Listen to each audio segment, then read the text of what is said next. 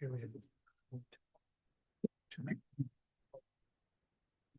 evening, everyone. It's 7 o'clock and we're about to start our budget workshop. The first one for the season. I'd like everyone to stand if you're able for the Pledge of Allegiance.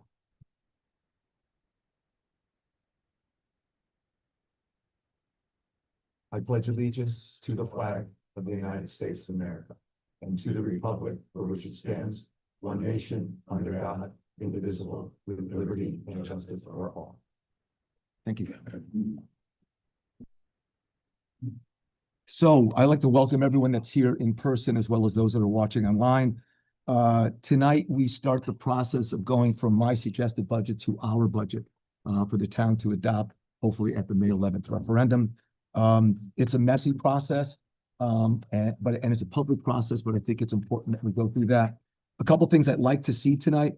We've gone through this budget closely, all of us, over the last couple of weeks since we've had it. We've gone through with each department when we were looking at it last week and the week before. Today, we're going to get down to some decisions on different budgets and different items. We have our folks here to answer questions. I want it to be interactive. I'm not looking for unanimity. I don't want people to agree to something that they don't. I'm looking for people to have a strong discussion about what they feel, what they think it should be, and we will kind of work it out. But I think that'll get us started for right now. Any questions before we start? Any comments before we start? All right. What I'd like to do is I'd like to start from the beginning of the budget and work our way through department by department, line by line, not line by line, but department by department, and see if there are things in there that have stood out over the last couple of weeks that you want to address or ask some questions of the folks that are here. So I'm going to start with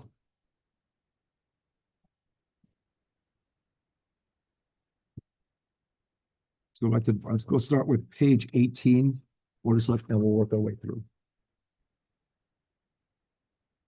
So there's a few things on here that I have notes on. We had talked about a charter revision, which is something that we are looking to do. We have not budgeted for that. And if you notice, we have a charter revision clerk payroll. There are costs estimated to between $5,000 and $10,000 for that to be done properly with legal and all the other things. Can probably get away with it for $5,000. If it's a simple one, but it's been quite a long time since we've done that before. So I'd like to at least start the discussion. We need to put some money in there. The estimate that I have is between 5 and 10 to be able to do something like that and have it make sense. So is there any reason why that money can't come from the current year's budget? Because we're going to start talking about this before. I don't know. I think The money now instead of putting it in. I think we have to, because we will be starting it after we approve this budget. Oh. We really should put it in there. It'll be something that we'll spend next year. And Tom, correct me if I'm wrong. We have to spend it next year. So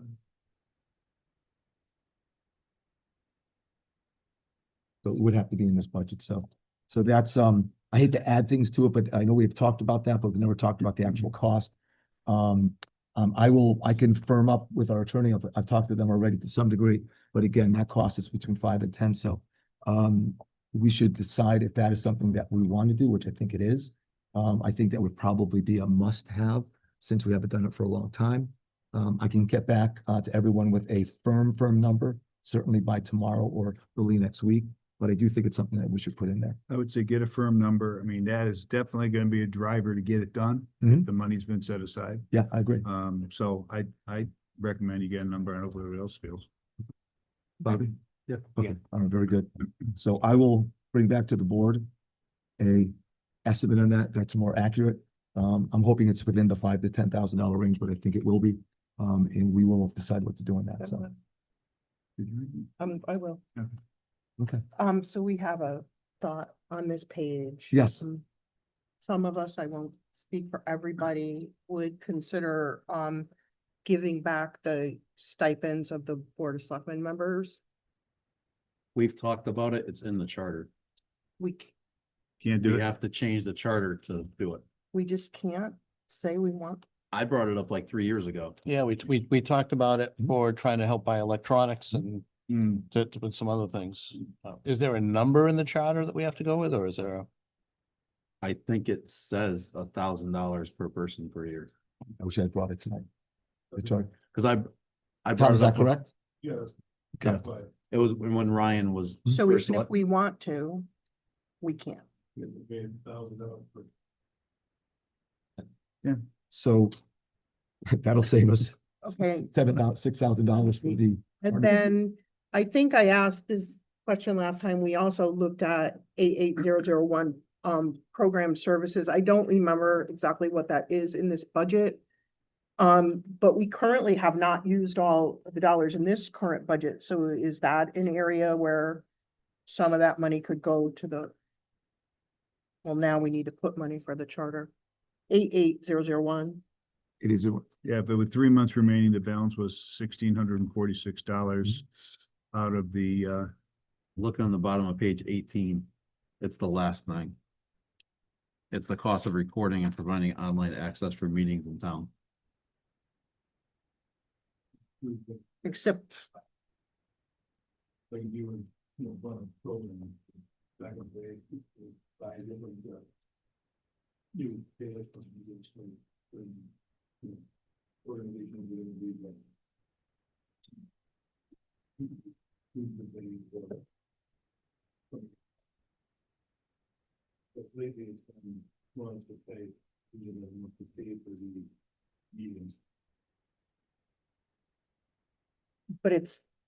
but in this current year, right, it's not, there's like a lot left.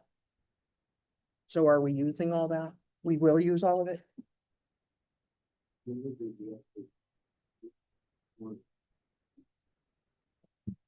be up to the 4-ish. So is that a number worth bringing down to $4,000 for next year's budget? Well, that's my question. You know, this is there such a any- tight budget, every dollar dollar counts, makes a difference? You know? So- We could always back it back out when we get to the end if we, Okay. So is everyone comfortable here with putting that at $4,000 for next year? It's a $1,500 difference. yeah, let's try it. Sure. Try it. Decide, everyone fine with that? Right. Sure. I know it's not a lot of money, but it all adds up, right? Okay, anything else on this page? No? All right, next. So on this page, the miscellaneous issues are the various groups that we work on. Oh, I'm sorry, page 21, 20 and 21, excuse me. So over the last year, I've spent a lot of time with our cost group, with our Middlesex Chamber and some of the other ones, and they have been quite effective in terms of helping us with programs, helping us with business. I find it very effective. I've spoken with Susan, who I believe she was president of cost at one point for a while, and was able to leverage a lot of help for the town in different ways. So I think those are valuable and well paid for themselves. I certainly actively go to there, and we're able to again get resources for the town. That includes if we need to have a traffic study, that's part of what the River Cog will do, and others at no cost to us. So we've used that a few times already. So those are the areas, and it's not a lot, but again, it's some money there. It's the same question, though. That program services, it just seems vague. Again, that money isn't, I don't understand what that's for. And it's not being, Yeah, on this year, right. there's like a lot of it. this year out of 2,750, with 3 months remaining, we have $2,110 left. Left, okay. I have no problem bringing that down.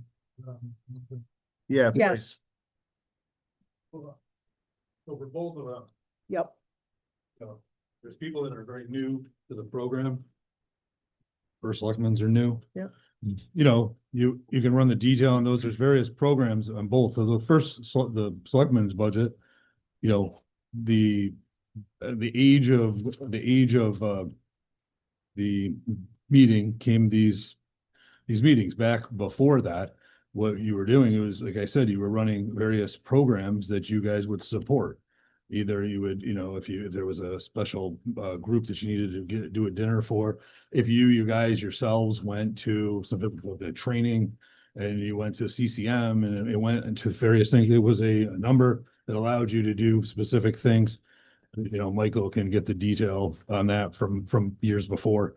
And then in his budget, it's again, it's the same type of thing. It's program services. It's, okay, maybe they need a picnic table behind town hall and he wants to do that. Maybe there's a group that, needs to get, support for, what they've done and, he wants to throw them an honorary dinner. He It's wants to. like a first selectman's petty cash kind of. It's not like a petty cash, it's running a program. It's an ability, it's in a place where you can spend money to do things as you're the Board of Selectmen or the first selectman. So those were the two amounts. The Board of Selectmen line got just more or less, you just had enough money in there to pay the people that run the programs, these meetings. And then, every year the minimum wage goes up. So there's, we try to make it be where they actually have people that come. So we have to raise that rate periodically. So that's what you're doing on the Board of Selectmen one. And then on this one here, it's CCM events that he may go to and just various things that they run for the, obviously sometimes like if the first selectman may do a holiday party or something, that's where he pays that for the town employees or, just various things like that. If there's a long time retirement and he buys pizza or something, that's for those type of things, as well as just various other, any type of program service that that position holds. It's just, there's been, lately, it's been new people doing things and, they haven't been able to get in the rhythm of being able to do those type of things. So the money is there. It's been a similar type of money that's been allotted. And the Board of Selectmen one, the BOS one, that one just totally got pushed over into you're running the meetings. And then that was why there's that $1,000 difference, because usually there was some type of a program that you paid for. I can't remember what you guys, there was one of them that you guys did and one that he did. So there was some one that the Board of Selectmen was like, okay, we're gonna want to throw this event. And I don't know if you've done it in the past couple of years. I don't think you have. And I know that that's the type of thing that's in that Board of Selectmen budget. So I just wanted to let you know that's. Yeah, no, No, I appreciate that. I think you got some transitional loss where it's not being spent yet because the person may, they haven't either done them yet or, getting in the rhythm of what's going on. Looking at the last 3 years, that explains it because it appears it's starting to pick up, but the volume, the money used hasn't been tremendous over those 3-year Right. periods. And to be honest, I've been so busy with everything involved in this, that I got a chance to spend that $3,000 or any programs with that. So shall we keep that there for now, or we'll discuss it further? I'll tag it. We'll tag it for now, for yeah. discussion. Okay. Thank you, Tom. Now we have $3,000 to spend on good things. All right, next page, ethics 22-23. Nothing really here to talk about. 24-25, probate court, Nothing there. elections. No. Nothing there. Good with that. Next one, 28-29, finance department.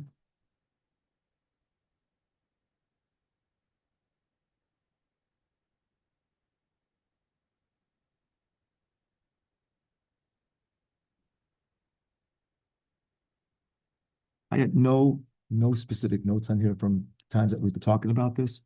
Let's take one more look at it. I had a think note. miscellaneous. Yeah, I had a note, I think when Tom spoke about it, about the rental use buildings, overtime, school custodians and things are lumped into that. So I understand that jump. Okay, good. And I had a note under miscellaneous, I believe Tom also explained purchase of technology, furniture, consultants, evictions. It's a catch-all for a lot of those things.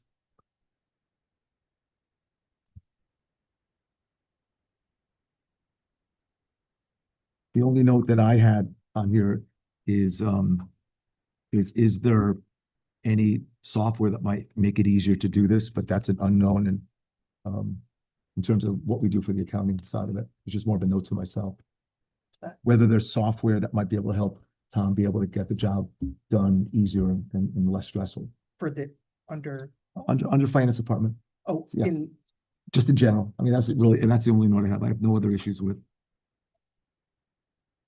anything on it. no, but I just, so the miscellaneous, it's just, sometimes the categories are just vague to me because I'm new and I'm not understanding them. So what Tom already explained, you said, John, what you, or Tom, if you could tell us what that is, because that jumped, quite a bit from one year to the, is there any wiggle room there in that count?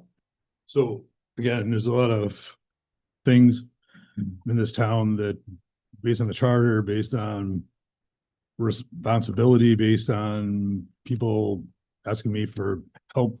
If we don't have places where to do things, people come to me and I have to try to figure out where to purchase things. If there's something that's where it's really nowhere else that's legitimately needed or that we need, it comes out of that. But there's definitely things that go there, evictions go there. That's a weird thing that goes there, but it's any type of eviction, and that number can swing in a year to be very high, to being low. So I mean, that's a swing.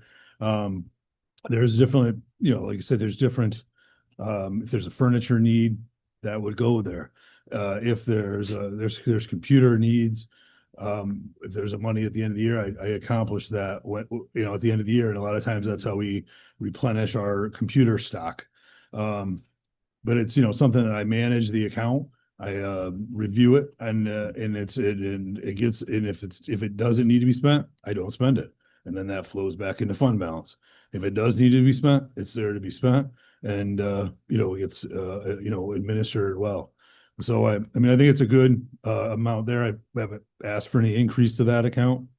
So I mean, I think it's a valuable account to have there to accomplish things that we need to do, especially at the end of the year when there's, things that need to get acquired. Thank you.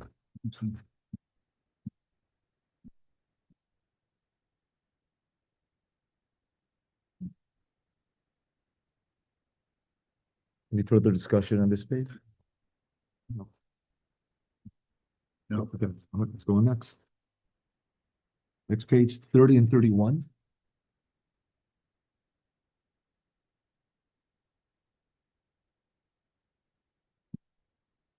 I don't see it. Yeah, that's salary and service contract. Good. Mhm. This side?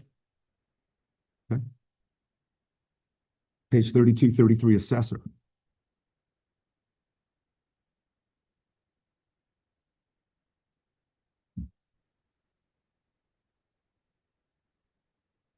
Again, I don't want to Here we nickel come. and dime. Right. But I know that with this increased medical insurance, we may have to nickel and dime. I was just looking at line 3,200, and again, I was just going back and comparing a lot of these to our accounting report that we received for month ending February. And I see under the conferences, meetings and dues, 25, 26, we had allocated $2,600, and as of the end of February, we spent $445. Okay. We had 83% remaining, and I'm wondering if there's any wiggle room in there, or if for that small amount it even makes sense, but I'm looking for any penny I can find. The two previous years, we didn't break 1,000. I know. Yeah. Can we save So- 1,000 out of that? Can we bring it to 1,000? Or make it, or 1,600, knock 1,000 off of it? I'm fine with that. 1,600, Yeah, because it's Oh. 2,600 now, take 1,000 off of it. Tom? I'm gonna just tell you what it is. So that account, that does also have the training in, so it has a training for the assessors department and the Board of Assessment Appeals. So I didn't know with this being the reval year, if there was any training that was needed there. I mean, you could try to probably do 600. I don't know. I mean, that's the number that the assessors provided me with with what he needs for training. So, I mean, but I mean, if you need something, you could attempt maybe try to do 600 or something. I'm willing to drop it down to $2,000 and take 600 Okay. out of it. I mean, Let's do it. and again, we go back and rework our numbers at the end. If these are silly, we can kick them back, but I agree. And I'll talk with Rich too and double check that. We'll confirm. Yeah. make sure it's not a need Right. by 600. By 600. It was 2,600. We're gonna reduce it to 2,000. 2,000.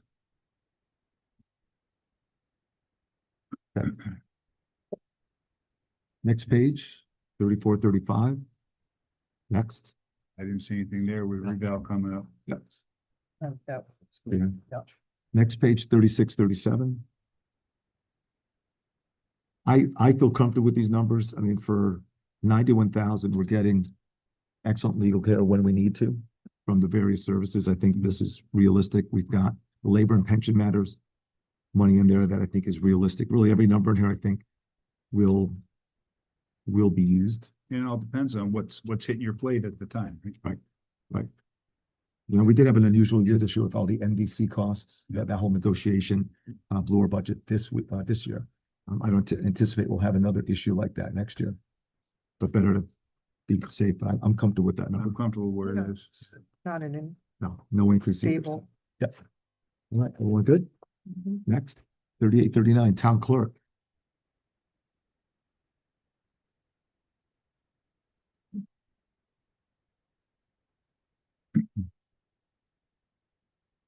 The only one I flagged, and again, just looking at what dollar amount there and what was expended or not expended. Mhm. I saw the indexing and recording, but I know in talking with our town clerk that that's a big deal coming forward now, right?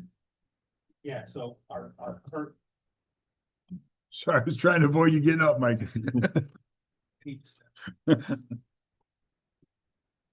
So our current land record systems contract is up April 30th. So if we did nothing and the price is still going up, we're upgrading to that version that has like that fraud identity system, which is going to be available to every property owner in Portland, so they can sign up to get alerts.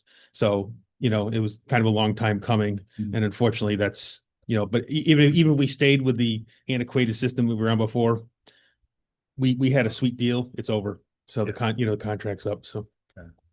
Okay, now I knew there was something there. I just need to remind me. Right. I don't really see anything else there. No. All right, next page, 40 and 41. Central services. Our discussion last time, we discussed rebidding contract, reviewing, consolidating. Yes. And let's have a little more discussion about that, in terms of how we can do that. I know I've talked to Tom somewhat on if there's an opportunity to consolidate. I know we've consolidated a number of things already in terms of how they do things with Board of Ed. But Tom, any thoughts on this?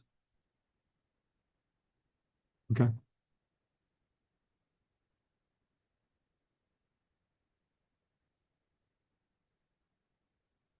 That advertising and printing and publications. Is that some of your stuff that you have to notice out of the town clerk effort?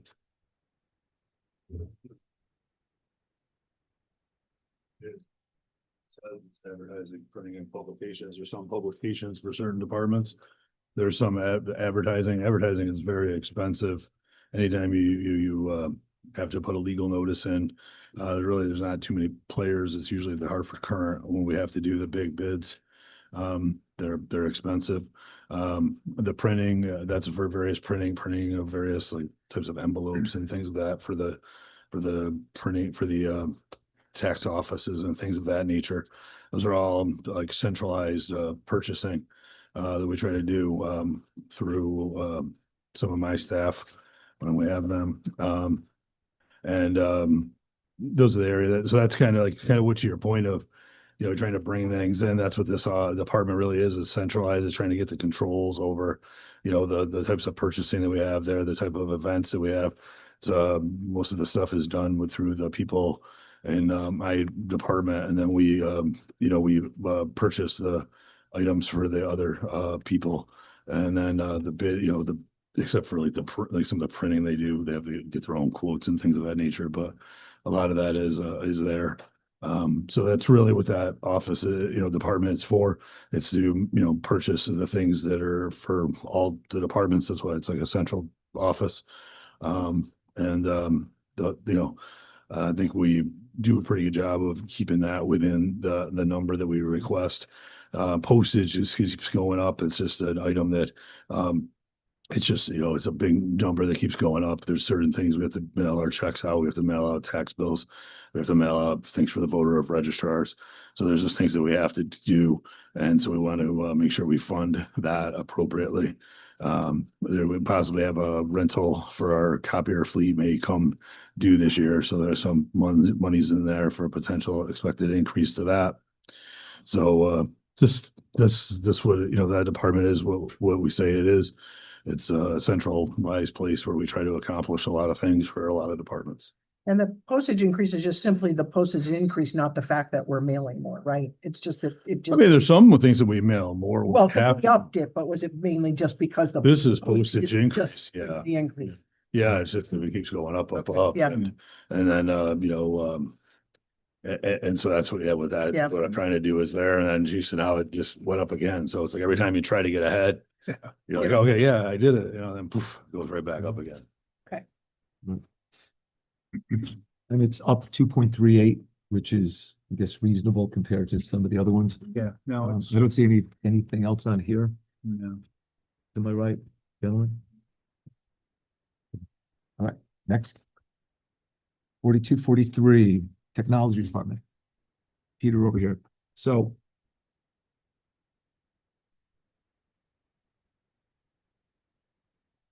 actually, Peter, I'm gonna pull you up there for a second, just because I had a couple different things on here. One of the things that we had discussed at one of the last meetings was, what can you do together with Board of Ed tech side to be able to combine services or combine efforts? I know you'd reached out to them and started some discussion.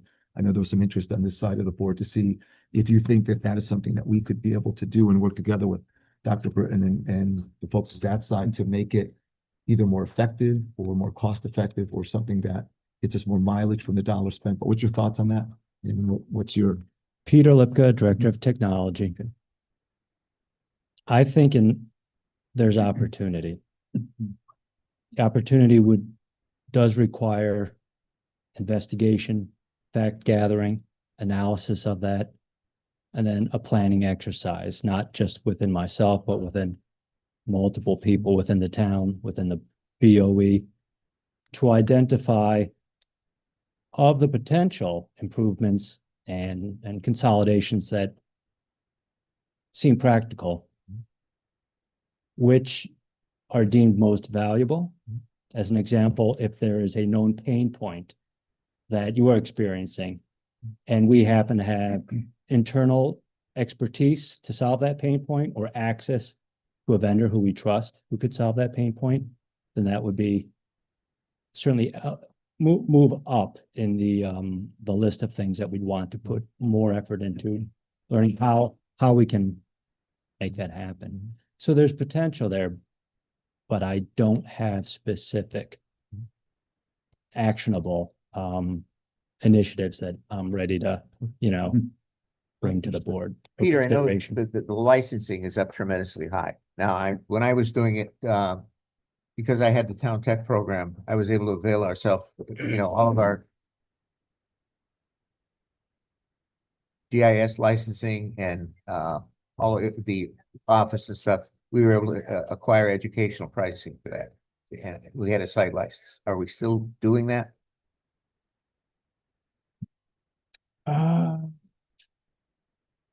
Can't say that for the GIS licensing that we enjoyed many years at that great deal. I had some discussions with our land use planner, and we came to the conclusion that the work that software was meant to do could be done by another party as part of a pre-existing contract that the town had with them. Okay. For essentially no cost. So we relinquished that license. We did not renew that. We also had discussions with the vendor that convinced me if we need it in the future, it will still be available to us, or at least the parts of it that we need. So in that example, we shed that cost without losing the ability to do what it was meant to do. So we're no longer using that. We no longer need that tech, town tech reduction in So cost. that, to that get kind of, that elevates the question for me, because if we've eliminated that from in 2023-24, that was about $29,000, and now we're proposing $82,000. So it's jumped substantially. If we remove that piece from it, because what I'm thinking of is when we talked last week, we talked about consolidating purchasing and things, and it was told that if it's educational, there's a reduced cost for it. Non-educational, we have to kind of separate those out. But if what Dave is saying is true, and when he did Town Tech, if we could get the educational cost sharing, then I'm wondering if this significant increase in price is related to the loss of that It is educational not, cost sharing. in my opinion, it is not, and here's why. Last year, there was a significant increase in the licensing budget, tens of thousands of dollars, and that was all due to new online land use permitting systems. So that was 10, 20, maybe $30,000 worth of an increase last year. To the best of my knowledge, we are not eligible for an educational discount for something that's going to be used by the land use department. Okay. This year, we're adding to the increase, not through that remains stable. As a reason, so the town has a relationship with a external company called an MSP. We refer to it as an MSP. It's a multi-service provider. And they are a group of technology professionals with various skills, and they come together, work under one firm. And that provides the town sort of a portfolio of technology skills, far beyond what the two full-time members of the town can do themselves. And for years, we used the same MSP. And that MSP, in May of 2025, shuttered their MSP operations. And so we had to go to the market, find out who's out there now and what price do you offer these same services for. And what we found is we knew we were getting a good deal. Turns out we were getting a great deal. No one else offers anything close to that. And so what this reflects is 2026 pricing as opposed to maybe 2016 pricing, which is what we had for years. And so that is the sole driver of the increase this year.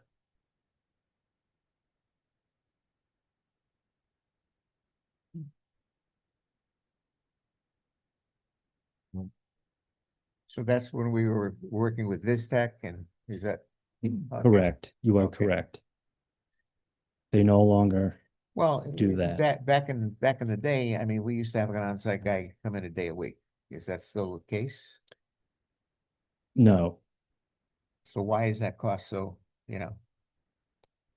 So what we still have the work that they must do. They just don't come in and do it. So they're still available. They still do it, but we don't have someone sitting in my office 8 hours every Thursday doing it there, but the work still must be done. And that work done by a new firm, the lowest cost we can get is still significantly higher than what we had. And so that's another contributor to the increased budget for fiscal year 27. Sounds like they're doing it remotely, but they're still doing the work that needs to get Well, done. yes, they do much of what they do remotely, but they're available to come on site when that's needed, absolutely needed. And they have been on site. So I don't know that I clarified anything, so I encourage you to re-ask the question so you can get the answer you need. well, I'm just interested in the level 3 skills that we can't provide that they are providing. Yeah, I'd rather not discuss them, in a public forum. Let's just say they're there and we could have an offline discussion.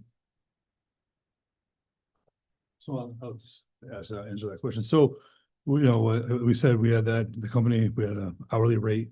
The hourly rate has gone up quite substantially, but it was, like I said, it was probably about a 6 or 7 year old rate. That company doesn't do that business any longer. We've lowered so we used to have 52 weeks a year at 8 hours a day. So we're trying to do about 47 weeks with what we budgeted in that network. And we're working through that bid process, and we'll likely have a new vendor engaged in another month or so, maybe a couple months now. But right now we have a vendor that kind of took over, and we went out to the market, and either way, the licensure went up by about 12,000, like I explained. That was about the cost of the remote management monitoring system, the software, the RMM and the MDR. Yeah, the RMM, the MDR, and then we're gonna try to get these another vendor on site to do the level 3 stuff that we do need, and we need it. So No, that I would be- agree. I agree. yeah. So that's why that line item has that in it, that bump in it. So instead of having the 8 hours for 52 weeks, it has the hourly rate of about 47 weeks at 8 hours. Now, is the hourly rate, when I was doing it, we used to use a blended rate. Blended rate. So, whether you were The doing. new model would be the blended rate, yeah. Okay, Currently, there's a couple rates right now, but when we go forward, we're gonna attempt to get that blended rate. There's certain people right now that the entity that works there, they do one component and they have another component. That's why we're trying to get it all under one. So working through that process, a lot of balls in the air right now.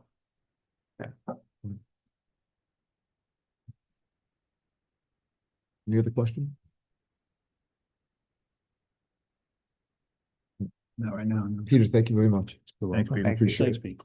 It helps give us a better insight as to the struggles that we have with price increases and the whole bit, so. It's page 44, 45, fire department.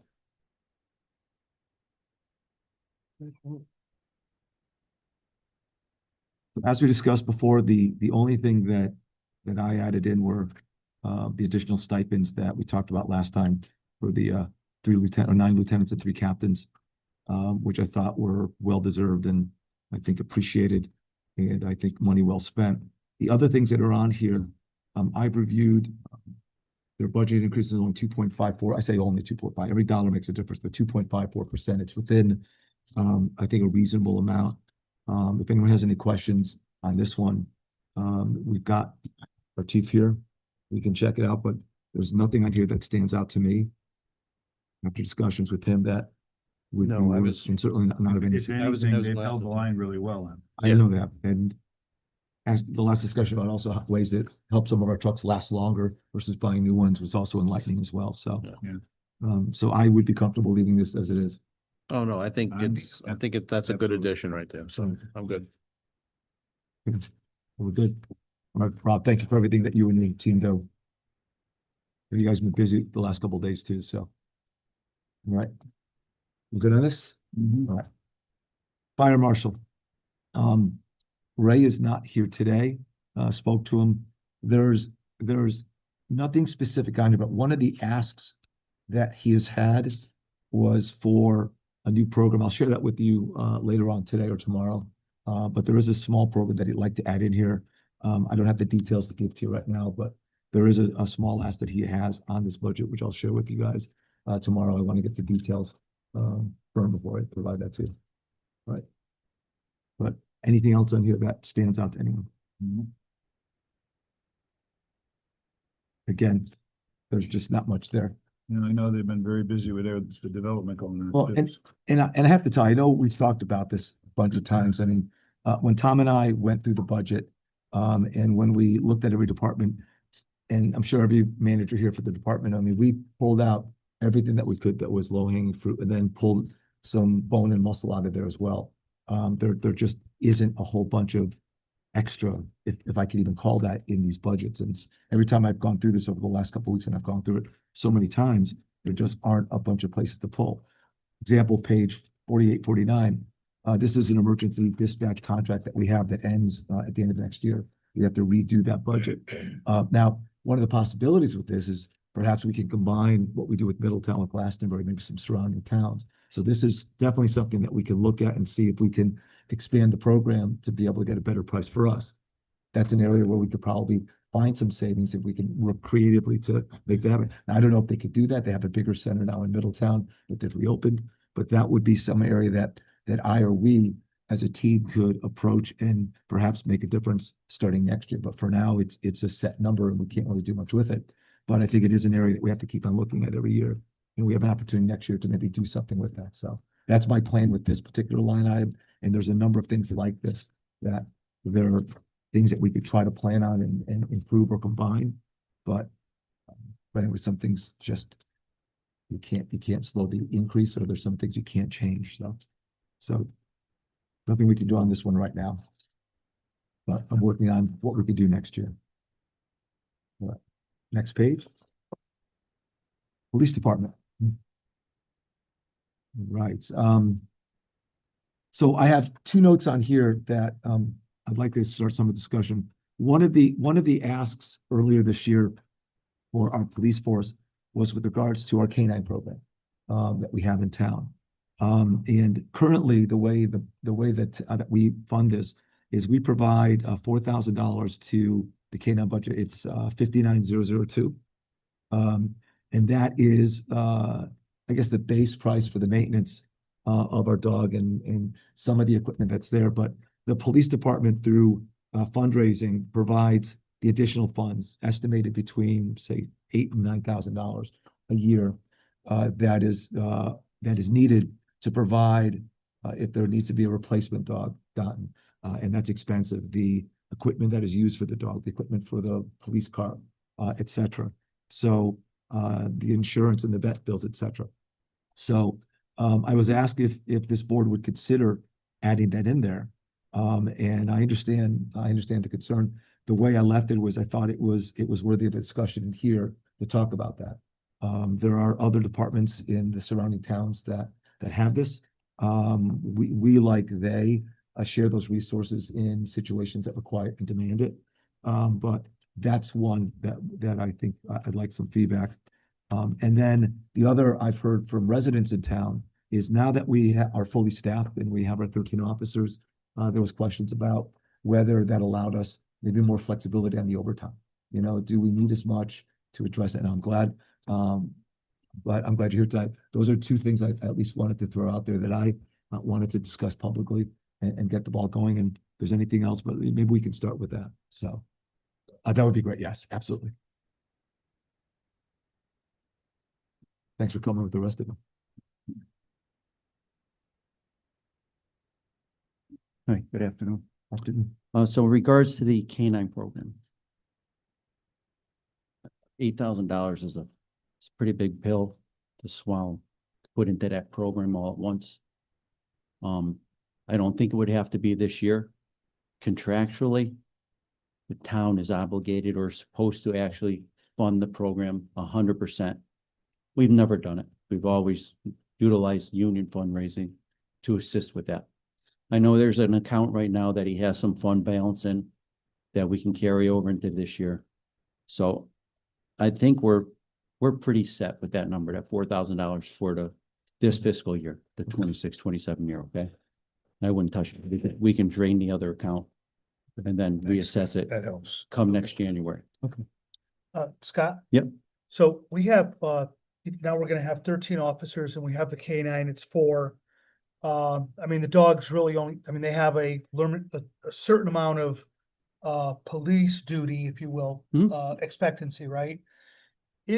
Are there services that we're getting from other towns because we have I mean, I don't want to say quid pro quo, but it becomes we have a police dog, we help Glastonbury, we help East Hampton, we help out in Middletown. And because of that, we're getting services from them to help us out. And it's, you scratch my back, I scratch yours. Is there any of that going on? We always rely Is it on truly other, standalone, the dog is the dog. Well, dog's our dog, the town of Portland's dog. However, with any of our programs, every department will assist one another, regardless of what they have for services that they can offer us in the future if we need them. If they have something that we need, they'll jump at the opportunity to come over and give us a hand.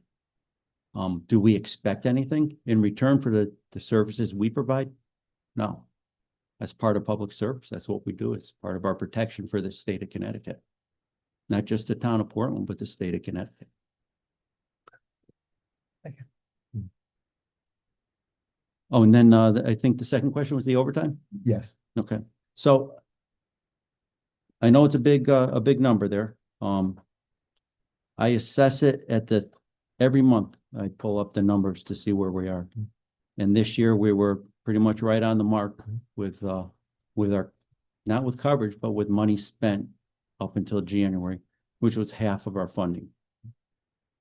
I only went up $2,000, but you have to remember, if you look at that particular account, it's a time and a half account. So if the officers are scheduled to get a 3% raise, that's really a 4.5% cut if that remains flat, that I would show in that budget, that line item. So essentially, by going up that small amount, I'm still taking a cut, about a 3% cut on that line item itself. And with 13 officers, yeah, we can have more coverage on the road. As guys age, they get more vacation time. They tend to take it more. There's more training for guys. So you add 13, now you have 13 guys you have to train, not 12. So training costs money. They have to be, generally, the guys aren't taking the training while they're not working, or if they are working, then that shift then has to get filled. So the number didn't go anywhere. We actually lost coverage with that particular number. That's the unfortunate fact for that. And we have a couple new members up here, the way private duty works. Private duty? jobs, I think Okay, was so the- that line item 14,014, Yes. that is a balance there that will pay the officers upon them submitting their slips for private duty. Roseanne is our collections agency, and she then collects the money from the companies. And that is reimbursed over to Tom, who puts it into another account somewhere. That money's set aside for us so that there aren't transfers throughout the year. It sits there, so it's ready for us to go. I'm not really sure. I haven't looked at that line item this year to see how we are matching as far as percentage wise. We've had that Nordic spot probably, started eating up some of that money pretty good, because there were 2 or 3 officers a day working with Eversource. And they're still out there. Got it.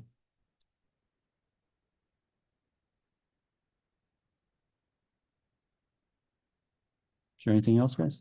I know. Good. I wish it was smaller. Yeah. Trust me. I was able to at least cut down the examination services. All right. Took that down a little bit for you. Thank you. I have one Thank question you. while you're there. Not that they're going to, but how many officers are eligible for retirement that are past 20 years? Okay, so if I'm gonna give you a guess. 1, 2, 3. After Capello's. Licio. So I'm gonna say just 3. Yeah, all the supervisors are the only ones available right now. I think Licio probably has only like 10 to 12 years on, and he would be the next one. All right. Very good. Thank you. Thanks. Really appreciate that. Next, page 52. Don't have any issues with this. Small increase. We know exactly what it does. Yeah. Go down. We're lucky. Very lucky. We're very lucky. Keeps them busy and keeps our town safer. God bless. 54, 55. We went in the other direction on this budget, down 7.83%. Yeah. We don't know why, because of the new person in there, so there's nothing in here. By the way, he's doing well, picking up the job quite well and expanding his skills and knowledge. So that's been real helpful. Very responsive to our businesses in town. So nice job, Dave Smith. Next page. 56, 57. Mr. Jason over there as well.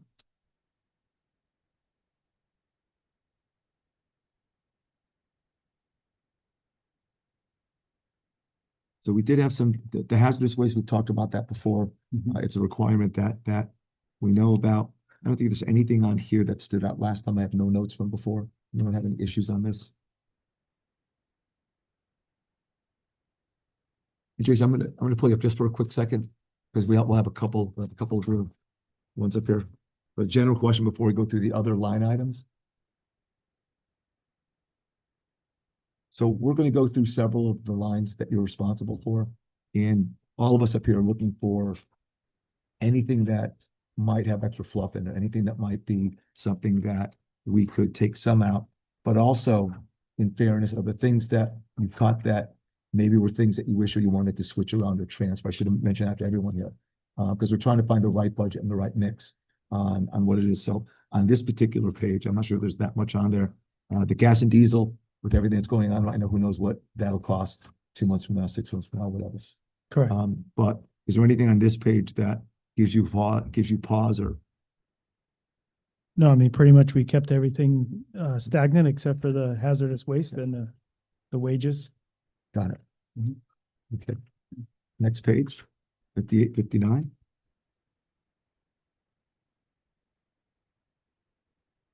So my note on here is of all these different items on here, it's a variety of contractual services and others. Is there $5,000 to $10,000 of money that you would either feel comfortable taking out or moving some out and shifting some to another place on here? No. I mean, I could lower my conferences and meetings. That number is $5,000 more because I wanted to send 2 gentlemen to the tree warden school. I've also been asked by employees for some training with bucket training and forklift training, so that number reflects that for safety purposes. You know, everything else I think is a solid number. Stormwater monitoring went up, but we have to monitor more now per the state this coming year per the MS4 permit. Jason, in total, right, I mean, you have you got the highway department, you have vehicle maintenance, and you have grounds, right? Water and sewer. And then water and sewer. Building maintenance. So when you add all that in, I don't have the water and sewer. They're in the back. Okay. And the transfer station's in the back. So without that, it's like $1.9 million of spend. Instead of, I mean, we're kind of going through these things and we're going line by line, which is important probably for all of our understanding, but in a big picture, if we just said, hey, look, for all the departments that you run, it's, $2.5 million worth of cost. Go through all of it. And we gave you a challenge and said over the next 2, 3, 4 days, come back with $50,000. We don't care what line item it comes from. But because you're the one who knows your items with your supervisors more than we do. I mean, we're going to go into these things and we're going to start looking at, item number 80023, for $7,000. Can we get it to 5? And we could go through every one of these, but it becomes at a big picture, there's probably I'm assuming with the water and sewer, I don't know what that budget line item is, but if it's like $500,000, which I think it was, it's $2.5 million worth to spend, which is really significant, right? And it becomes take on the challenge of, can you find $50,000 in your 2.5, work with your supervisors. I know you already did that, because I think if we go through line by line, we're going to come up with $3,000. You have to also nowhere near where I think we need to be. You also have to realize that all, these line items include, a little bit of inflation for the cost of stuff that is going to go up, asphalt costs are going to go up because oil prices are going to go up. Gas and diesel is going to go up. All that includes, all our road maintenance infrastructure. So, chip seal is going to go up because it uses oil. We have to fix all the aging infrastructure, not only roads and water and sewer and storm drainage, but you also have all the buildings, aging infrastructure in the buildings that we're seeing that need repairs as far as heating, cooling. All that, all those costs go up. No, So I as totally, I we totally get it, but as we remove stuff, less stuff gets replaced to newer equipment and more efficient, and we end up throwing more money at things for repairs. So that's, you know, it's very hard because you don't know what is gonna happen next winter with aging, you know, buildings. I don't know if the PD or the library or the senior center or town hall, and I'll say all of them, are gonna have a furnace or boiler that are gonna let go. I don't know. I don't know that answer, and neither does the board. So we take a guess. So you could gladly cut it, but then I'm gonna come back and say, hey, I need 50 grand to replace the boiler, or, you know, 20 grand to replace a boiler or a furnace. And well, why didn't you think about that? I did. It was cut at the budget level. That's how I'm gonna approach it. You know, I could gladly find somewhere to cut, but what don't you want me to do? Can't close the senior center, can't close the library, can't tell the PD that they can't have heat. Can't tell City Hall that we have to shut off, you know, 2 offices aren't gonna have heat because I can't replace the units that are in the walls. That I don't get that luxury. I can't tell a resident that I'm not gonna fix their pothole or repave their street because we're not gonna get any money, or I had to cut the budget. So I get it. It's a very hard thing to do. My budget was a lot higher than this. I sat with Tom and Mike, and this is what we came as a bare bones. I could probably cut, you know, $2,000 or $3,000 out of somewhere, out of some overtime. And I could tell you why I put the number in there. But my answer to, you know, if you look at vehicle maintenance, I could give you maybe my line item for overtime is 9,000. I could cut that back down to 6, but I'm not undercoating any other town vehicles besides my own. That's why that number is so high, because everybody keeps coming to me and saying, we want our vehicle undercoated. I can't do it during the regular day. I have to do it on overtime because I'm not gonna not fix a payloader or a paving box to undercoat a vehicle in August or not get a plow truck ready. So we do it on overtime. I'll cut the line item, and unfortunately, I'm not gonna undercoat anyone else's stuff besides Public Works. I just save you $2,000. So now I'm down to 48,000. you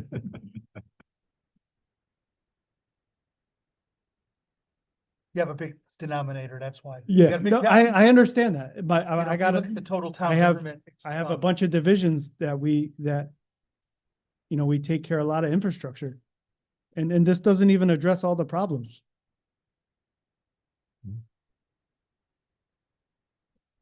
You know, some of the stuff we roll the dice on. Hopefully this will last one more year. Hopefully this will last another 2 years. You know, we're gonna put a little extra money on the side here because, you know, the such and such furnace needs to be replaced, but we'll keep band-aiding it until hopefully next year. You know, this generator needs to be replaced. We're throwing $10,000 at it, you know, every 2-3 months, but I don't have 60,000 to replace it. I recently had a tour of the town garage.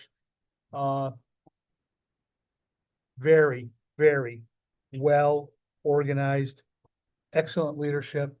It shows, just wanted to throw that out there, Thank you. not just after the 50 grand. Thank you. And Hey, The tree warden line, the conferences meetings. I'm all for training. We talked about this. This was part of the discussion about what we need to do to kind of have a well-trained force, make sure we have flexibility and all that kind of stuff. I highlighted that. I highlighted overtime and a few other ones as well when we first went through this, but I know there's not a lot in there. Really, as his number increases 3.89, I'm comfortable with training the team that we have there so they can expand their skills. So I don't have a problem with 3,200 or 32,000. That number there for the 5,500. Does anybody else have an issue with that? That's the only one I see possibly flexible. possibly. I don't have an issue with it because in the long run, they can do more work in-house and 100%. stop paying contractors to do work Agreed. that they can do themselves, but they can't do it if they're not trained. That's And how I Would feel. So I eliminate want to that make sure. profit motive for- Yeah, And yeah, I when wouldn't you guess. mentioned forklift training too, I mean, if you didn't get that training and somebody got hurt, God 100%. forbid, then you're not only worrying about a guy getting healthy again, you're trying to work around that vacancy, so. How about I don't know it off the top of my head, but I would, if I had to cut anything out of that line item, I guess I would say the two that I wanted to send to tree warden training, but keep at least the bucket truck and the forklift training. I can get those exact numbers and come back and tell you, Does it help your team get more trained and better able to handle things in the future? it does, right. but if we all have to, give and take, I could give a little bit on that one.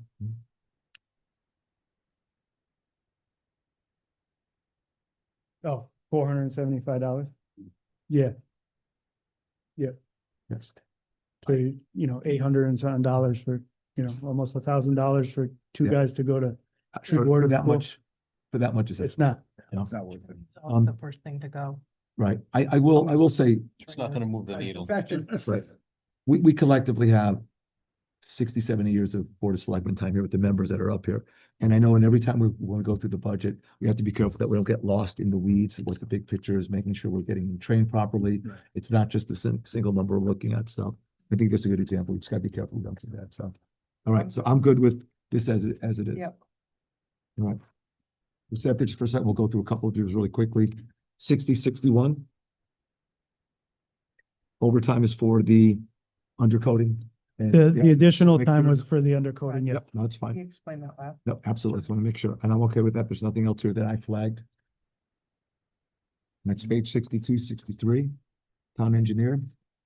This we discussed. I think you explained the requirements, the new state Weather requirements. sampling, the MS4. Yes. So item 38-005 and 006. Other than that, it's unchanged. Yep, those are the only ones. Yep. And those are mandated. So next page, street lighting. 64-65. It is. It is what it is. We can't do anything with that. We could throw these out. Good plan. I like that. Put candles up and have the guy going around lighting them every night. Headlamp for everybody. 66-67. I needed that. Ground maintenance. Ground maintenance. Same thing, the overtime is the only thing I flagged on here, but I don't know what you spent so far on overtime up until this budget time. Yeah, it's an increase because of Yeah. contract increases and then, just this budget has, that's their snow Snow. budget Yeah. too. It's not even an increase, same as last year. Yep, same as last year. Yep. Got it. One thing that did come up here last time was someone had asked whether we can farm out some of the work with contractors, instead of our guys, maybe have someone else do the cutting at one of the town lawns or whatever. That was an idea that got floated out there. I don't know if anyone ever spoke to you about that. No. I don't know if that's even allowed by our contracts, but that was something that was brought up. When you were at your previous job, were all the fields covered by all the town employees?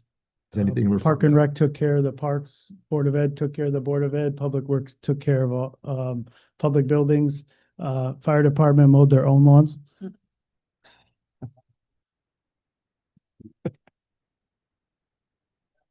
Yeah, we'll keep cutting along. There you go. There you go. Deal. Was that a paid fire department? or Yes. Volunteer? Yeah, so they were there already, so they took care of their own firehouses.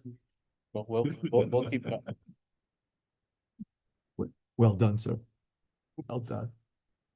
That's all I had in this page, only up 3.55%. There's nothing on here that stood out.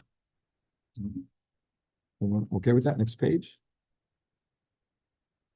66 or 68-69. One of the things that came up here with several of you was whether we can consolidate cell phones. It's not a small number, it's not a big number, but it's significant enough that is there a way to consolidate that? Do we have the best plan? I know Tom is involved in that. there he goes. I just wanted to address that for those that have brought that up. Said, last time when I explained this. There was numerous people, the people that that were required to have cell phones, and for 2 years, I didn't get them the cell phone because I was very busy and I didn't renegotiate the deal. I've renegotiated the deal. I've got them on there. They're the people that now needed it. So now you're gonna have like 3 to 4 people that were supposed to be on there that are on the plan. So we got to see how that works out. I want to work it out another year, see what happens. And I think there's also possibility of some other devices with some of these other softwares that are gonna need some additional, like either like a cell phone or like a tablet type of thing. So that's why that number was low. Some of that was just because I didn't have things charged there that should have been charged there. So I apologize to those. No problem, Tom. All right, so I have nothing specific on here other than, again, a double check on the overtime. It went up a little bit, but I'm assuming that's demand that you need and Yeah, We also flagged, I have HVAC increases under service contracts. yes. yeah, so the HVAC contract will increase and it increases every year. 3%. So the three guys that we have in the town building maintenance, these guys not only are maintaining the buildings, they're actually cleaning up the buildings, right? Correct. Yeah, that's a big deal. Yes, it is. All right, I have nothing on this page. Oh, we did talk about a carpet cleaner for equipment purposes. Yeah, so we have an older carpet cleaner that we use to clean the carpets in all the buildings. It's just it's a little older. We're looking for something a little bit more efficient, maybe one that could hold a little bit more water so that we can not stop as much. It was just something that the building maintenance guys have been asking for. Yes, we have. Got it. Next page, 7071. I just had a quick question. I know we have the overtime at 69. What did we, with the storms we had, which happened to be on Saturday and Sunday, what was our actual spend on the overtime? I'm just curious, because we're setting a number that's realistic. But I think Well, we got whacked this year. yeah, we got hit pretty hard this year. I don't think you want to base your budgeting off of this year. Of course. Most of our storms were on Sunday. Of course they were. Correct. 152,000. Right. But they cleared them off great. And it just. Yes, all those bad. all those guys do an excellent job. They are 125% dedicated to their truck, their route, and the building. Hats off to them. They even come in on their some of them on their days off to hit their route before they leave. They do whatever we ask of them. So hats off to our snow removal crew. All right, and I think we've gone through all yours. Jason, thank you very much. We're up to 7273. Appreciate it. That was easy, right? All right, planning department. I have no flags in here. We have question about 31002. Plan consultant. What's that for? You want to Our come up? planning department has a plan consultant. Later. He's not here. He's not.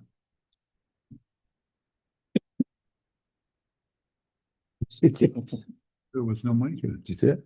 I like that. So around like $4,000, 4 to let's say 6 is something for tie and bond, which is a update to a parcel based on this whole new online permitting stuff. So there's at least a $4,000 deal in there, 4 to 6, I think it is, that there's issues that need to be there. And then the differential would be for Jacobson for things that would needed to be done and or Teich planning if there was a specific item that Teich needed help on land use. But generally it's for Jacobson for specific land use things that, that they need once in a while. mean, that's why there's a couple grand there in that line item. It's, you know, when you need a consultant, you need a consultant, so that's there. So you have the planner, tie-in bond is, you know, you can see the number there from last year. Plus, I think he said there was an additional, there was that amount, there was the 4, and he said there was also some additional one that he needed. There was maybe another, I think it was up to 2,000, and I said, oh, well, yeah, that's what, you know, that's why there's 8,000 in the line item, to get these two things, get these things accomplished. So I believe that's why that's what that is. That's Well, I what it's guess for. we asked about it because this year, $0 of that 8,000 has been spent. Nothing's encumbered, so He didn't do the update yet, but he's gonna do the update for, there is definitely an Oh, update. there. Every year there's there's gonna be a GIS update. He did it in June. So you do it like. you Okay, do so it- some of these things just fall at the end of the. yeah. Yeah, oh, yeah. fiscal, yeah. Oh, definitely. There's so many things that Well, fall all right, throughout the right. year, sure. We just wonder what that was, since, Yeah. you know, maybe it wasn't being. No, there's definitely between 4 to 6 is used, and then the other is, you know, for when they need as the consultant. Thank you, Tom. We'll only bring it up there 10 more times. That's it. All right, I have nothing on planning. Nope. Zone enforcement. Nothing significant, everything is understood, it's all Yep. Right. so fluff there. Next one, 7677. Went the right direction, negative 20%. It's small and there's nothing significant in there. Yep. 7879, zero increase, small dollars, nothing in there. Let's go 8081, same thing, 1.6%. Everything in there is needed, it's bare bones. Probably not enough, but it's what we can use. 8283. Nothing there. $900. Next.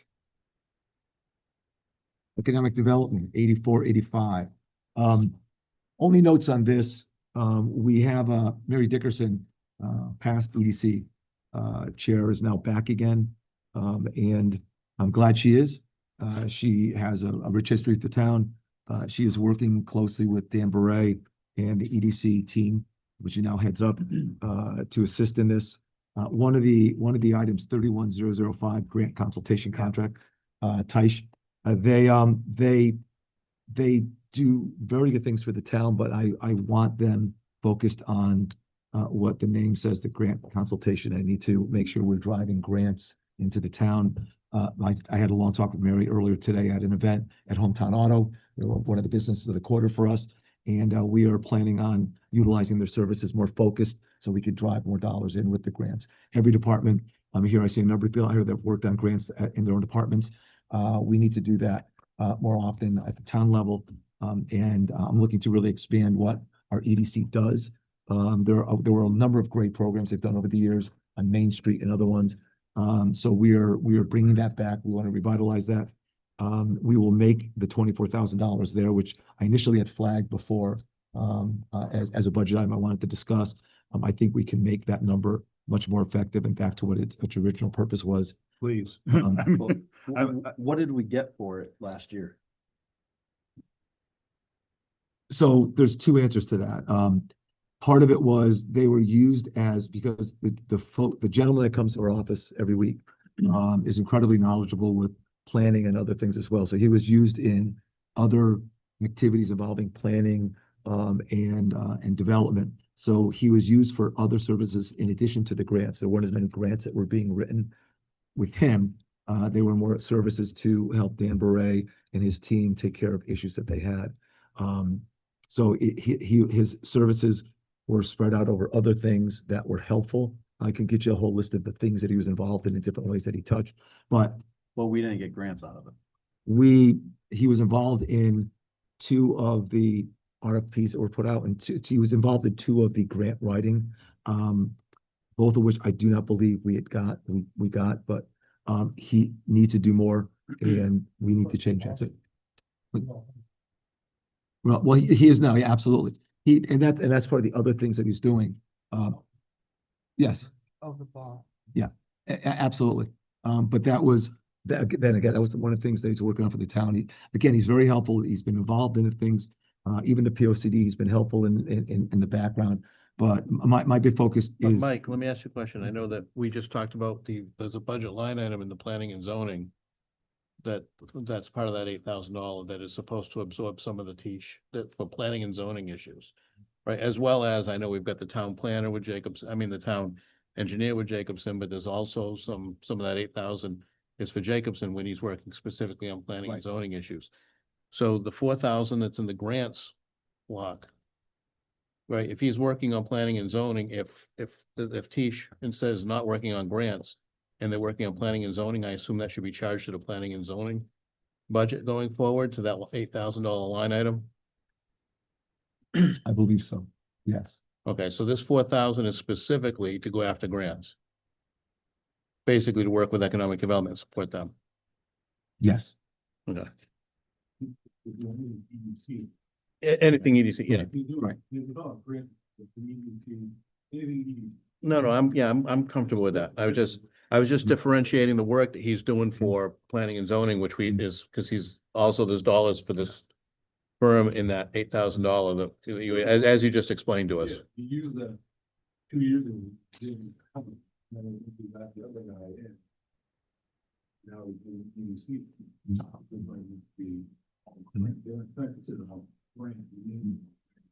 No, yeah, I think we're comfortable. Right. Who writes grants for the town of Flint? It's typically been myself or Ryan or Thomas helped out, and there's various things that are done for the grants. It depends on what the grant is. So So the grants consultant person that was doing, I get, did other things, is not writing grants. well, They're supporting the town. they are supporting the We're town. seeking grants, but we don't have a grant writer No. per se. Like, for example, I've used him where we've been doing grants for different programs that we have gotten. Yeah. Where he's been instrumental in working on the program and giving us advice on there. So he has experience, and he works, I believe, Tom, he works with a dozen other towns, his organization. So they have a lot of experience in other towns. Did you say what his organization is and I missed it? It's, Tom, what's the full name? Taish? Paish.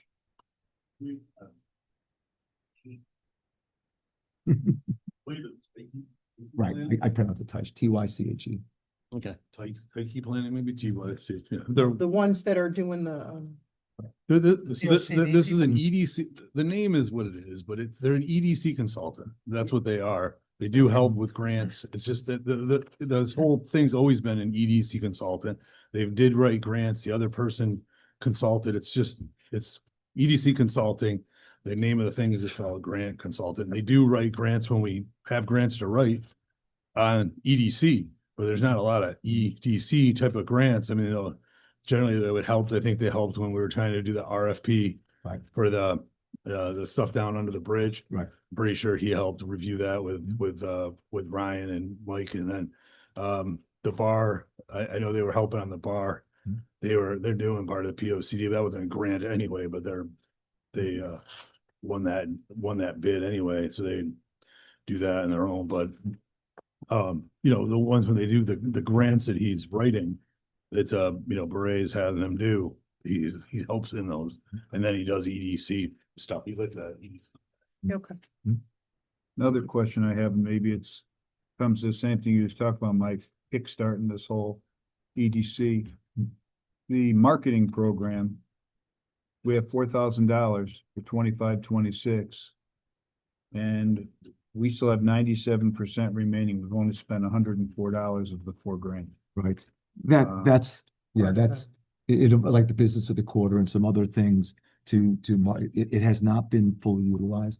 But it should be. I'd like to keep that in there. We have so many things going on right now. And again, that's where I want to get the EDC to up and run and do more of the work that we need to do. I'm not necessarily, I'm just flagging it for. No, Right. you're absolutely right. Under signs and banners on Main Street. It could be signs, it could be brochures, it could be, any support material to increase what we do on downtown, and some of the smaller programs. Right. So, and a lot of times it's just effort and getting to the businesses and putting together a program for them. So.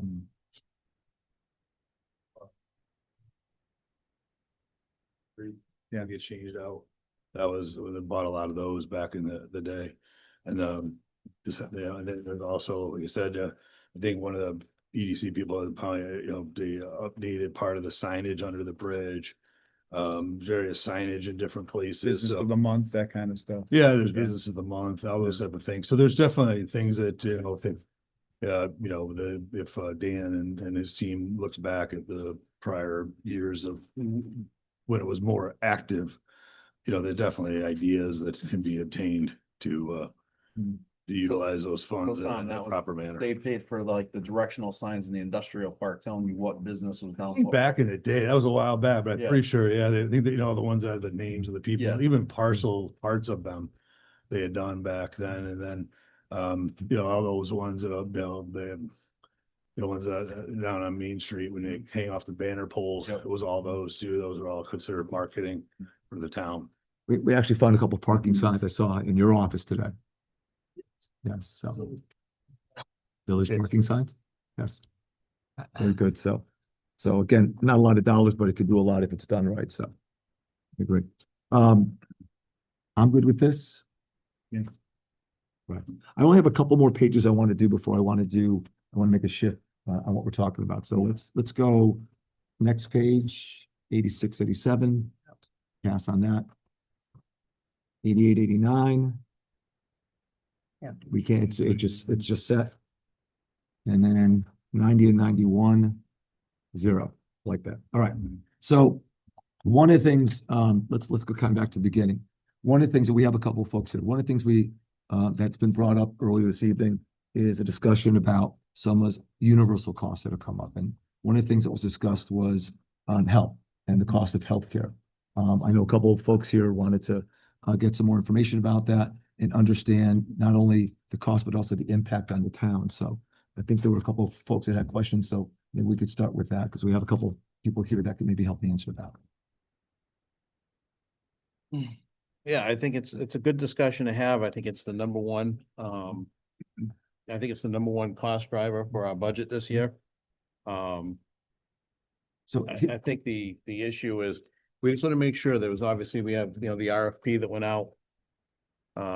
Just for medical insurance. For medical insurance. so We want to make sure we understand how the responses came back.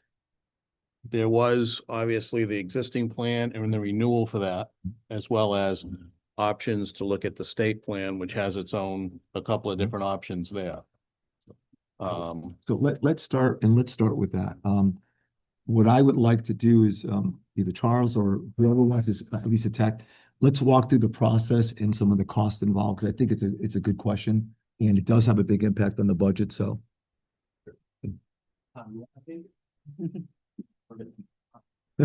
Nice try. so I'm getting better at explaining complicated things that are definitely not in my area of entire expertise. Health insurance is one of those.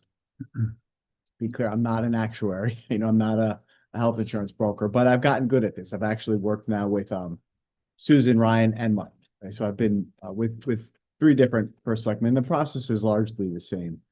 So the town hires an insurance broker.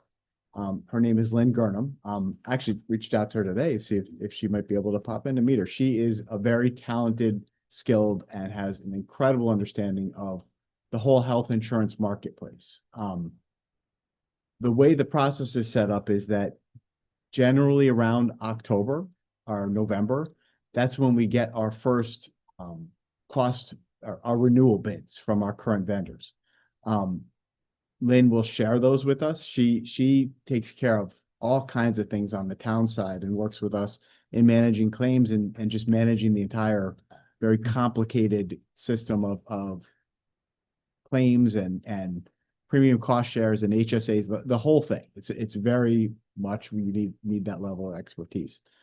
As it relates to how we go through the renewal process, she comes to us in late fall and shares with us the initial renewal bids. This year, it was 26.9%. Where she called me up, and I can always tell by the sound of her voice whether I'm going to be in a good mood or not. She said, I have some great news for you. She said the initial bid came in at 26.9%. See Tom shaking his head, I see Mike shaking his head, and clearly that was not acceptable.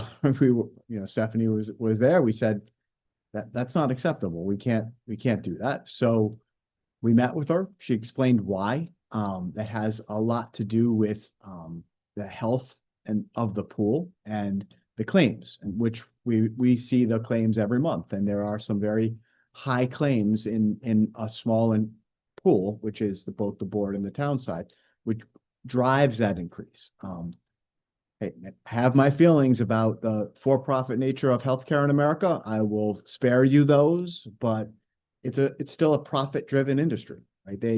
These companies need to make money off of us, and if we're costing those insurance companies more than what their profit margins suggest, the way they make up those profit margins is by increasing the premium cost shares on all of us. Right? It is what it is. It's a broken system. Once we heard that 26.9%, we met with Lynn and we said, unacceptable, go out to bid and also look at the state partnership plan. She wrote and shared essentially an RFP, or put out a request for proposals to all of the companies that provide healthcare for our employees. Now, just as a reminder, and feel free to pop in and give some of the specifics. We've done this several times over the course of my time. I think we've changed vendors from Anthem to Cigna to how many times, Tom, in the past 7 years, 10 years? We changed numerous times. We started with Anthem, Cigna. Here, and we put back to the Cigna, right. We went back to Medicare, and Medicare left at once. Right. So we jump, and we do this regularly because we see the initial bids and we say that's not good enough. We go back out to bid. And over the years I know we've changed it. I've been here 9 years, and those 9 years, I know that the town has changed 3 or 4 times, and it's a lot of work. Every time you change, you have to, it involves the contracts and communicating. It's a lot on Roy Lynn and Tom, and they do a great job. And Lynn helps us. It's an enormous amount of work that goes into providing healthcare for all of the town employees.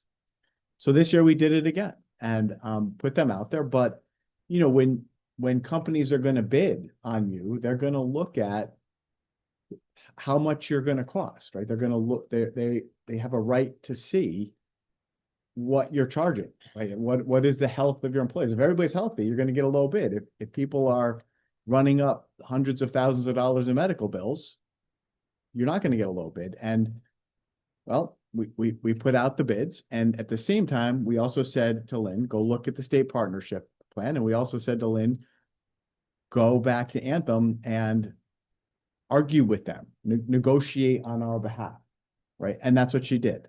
She spent all winter doing that and sharing claims with us and making our case for us to all of these companies that bid on these. At the end of that process, none of the companies that bid or decided not to bid were competitive. None of them came back below what Anthem said. And Lynn did go back and renegotiate Anthem from the 26% down to the 19%, which I talked to you about last time I was here. And then she provided us some guidance on the state partnership plan too. And we met with her. We sat down, took a look at all of the options, and decided to stay with our current vendor and take the 19%, because the other bids that came in were either higher or nobody bid. And also the state partnership plan, while that is an option we want to consider for several reasons, which I'm happy to go into some detail with you, she would advise us not to do that this year, right? It wouldn't have saved us an awful lot of money, depending on how things worked out, to go to the partnership plan. In the future, it might make sense to do that. But this year, the long and the short of it is, she's advised us not to go into the partnership plan because the state union, the state employees bargaining groups, CBAC, can you help me out? CBAC? Yes. CBAC is negotiating now your contracts. I think some of you are state employees, right? Or were, right? retired. Retired. Okay, you're in Yeah, CBAC. and- 27 is the opening of CBAC. Correct. And that negotiation session, might change that plan right when we jumped in. And if we jumped into the partnership plan, it would be a 3-year commitment. And the time to do that would not be in the year that CBAC is negotiating with the state about that plan because of the potential changes that there's a lot of reasons. She explained them all to me. Again, I'm not an expert on this, but I guess I'll summarize it for you briefly. Part of what CBAC's concern is that the state opened this plan to municipalities. Lots of municipalities that chose to join it were in situations like ours where their pools weren't the healthiest, right? I mean, nobody's gonna jump to the state partnership plan if you're getting renewal bids of 0 or 1% because you have a healthy pool, right? So the people that are jumping in the state plan are often coming with the baggage of claims that are higher, and that therefore they're making this decision to jump into the state partnership plan. Does that make sense? CBAC is not happy about that. CBAC is saying, well, wait a minute, you're letting these other folks in and driving up the insurance costs for all of us who are the state employees, right? So this could be a very contentious round of negotiations, and we don't want to hitch our wagon to that until it's done. Tom, how did I do? Yeah. Right. And that this is what Lynn knows. I'm if I wish Lynn was here, I wish if she wasn't on vacation, she could be here to explain it to you. But this is what she told us, and the long and the short of it was based on the relatively small savings this year, because it would still be expensive, because even that plan's going up a lot because of the health of the pool. To ask that question, when we talk about relatively small savings, there are two plans that the state offers. One is the HEP plan and one is the non-HEP plan. When I look at the RFP, the savings associated with the non-HEP plan are there, but not as significant. The savings with the HEP plan are not insignificant. So I'm kind of curious as to, were both of these plans discussed or considered, or just the non-HEP? Okay, so I think, and Tom, correct me if I'm wrong, that when you join this partnership plan, in the first year, you join as You must, yeah. join as HEP. Right, join as that Right. one plan, and then you have to be in it for 16 months or 14 months or something before it changes to the other one. Well, before you have the option We have the option. to opt out Correct. and pay addition. Yeah. See, you sound like you know more about this than I do. Been there. Yeah, Yeah. I'm kind of winging it. I'm not gonna lie. No, you're doing good. Like $100 a month or something if you. Yeah, don't- the HEP is basic, the basic requirement is that as you have certain annual requirements, like an annual physical, annual blood pressure checks, things like that, that you're required to do. And I know a few state employees, and I was working when this changed, who quit because they didn't want to do it. But, you know, speaking from experience, I had surgery 1.5 years ago, and they found what they found, and they got it out of me when they did, because I did the HEP, there's a HEP. So, you know, I got nothing bad to say about it. I'd prefer to go make them tell me to go get my annual physical, because it did good for me. But that's why I think the plan is so good. But right, and I think that's how it's structured Right. that way. And look, from what I hear from, and Stephanie used to be on the plan too. I don't hear complaints about it. This might be a good option for Portland. I think it's something we need to keep in the back of the mind and see how this works out.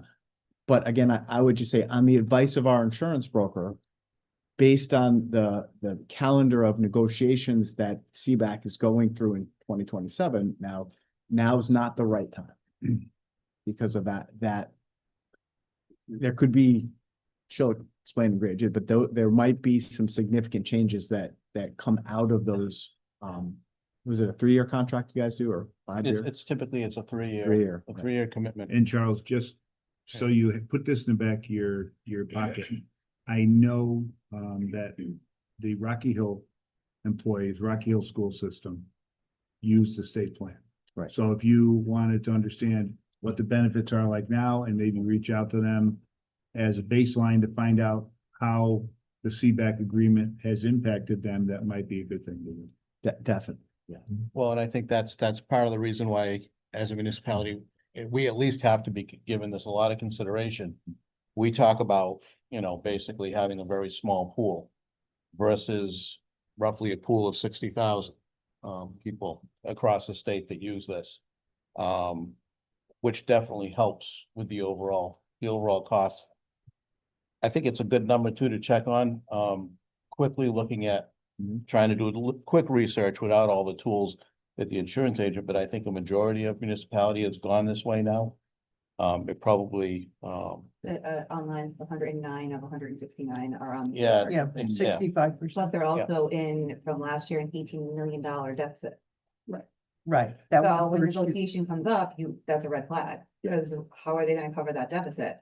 Yeah, so part of the And issue. they have to look at that, but what's interesting is that that when you look at it, right, well, I think the overall plan was across the state was roughly a $720 million plan or whatever it is, right? So a $22 million deficit is, what, 3%?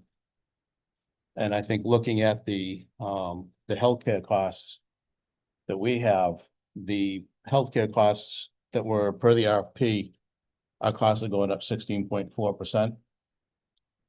With the HEP, our healthcare costs would have gone up 11.94%. That would have been in a budget year where we have very little wiggle room because of contractual obligations and because of contract services, and where everybody is doing their level best to try to keep costs under control. I think that we've got to make sure as we go forward, we're looking at all of these potential savings. And I think, Mike, I know you and I have talked about this, is that going forward, I know that in February, as a board, we asked to be involved with this when we knew the RFP was coming in.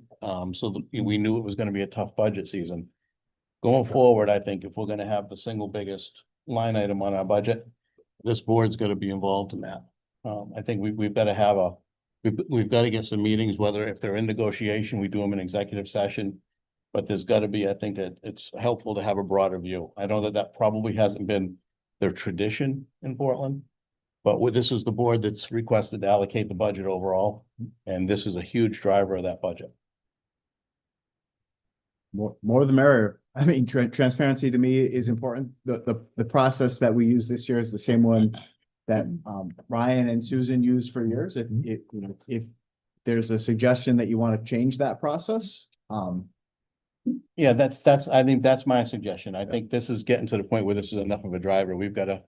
It's good for us all to be able to stand up here and say we're 100%, and at least understand what's going on, right? To find out after a decision's been made, what some of the black box decisions were that and went into that, is not helpful when we're trying to work on a budget the way we're trying to work on this one.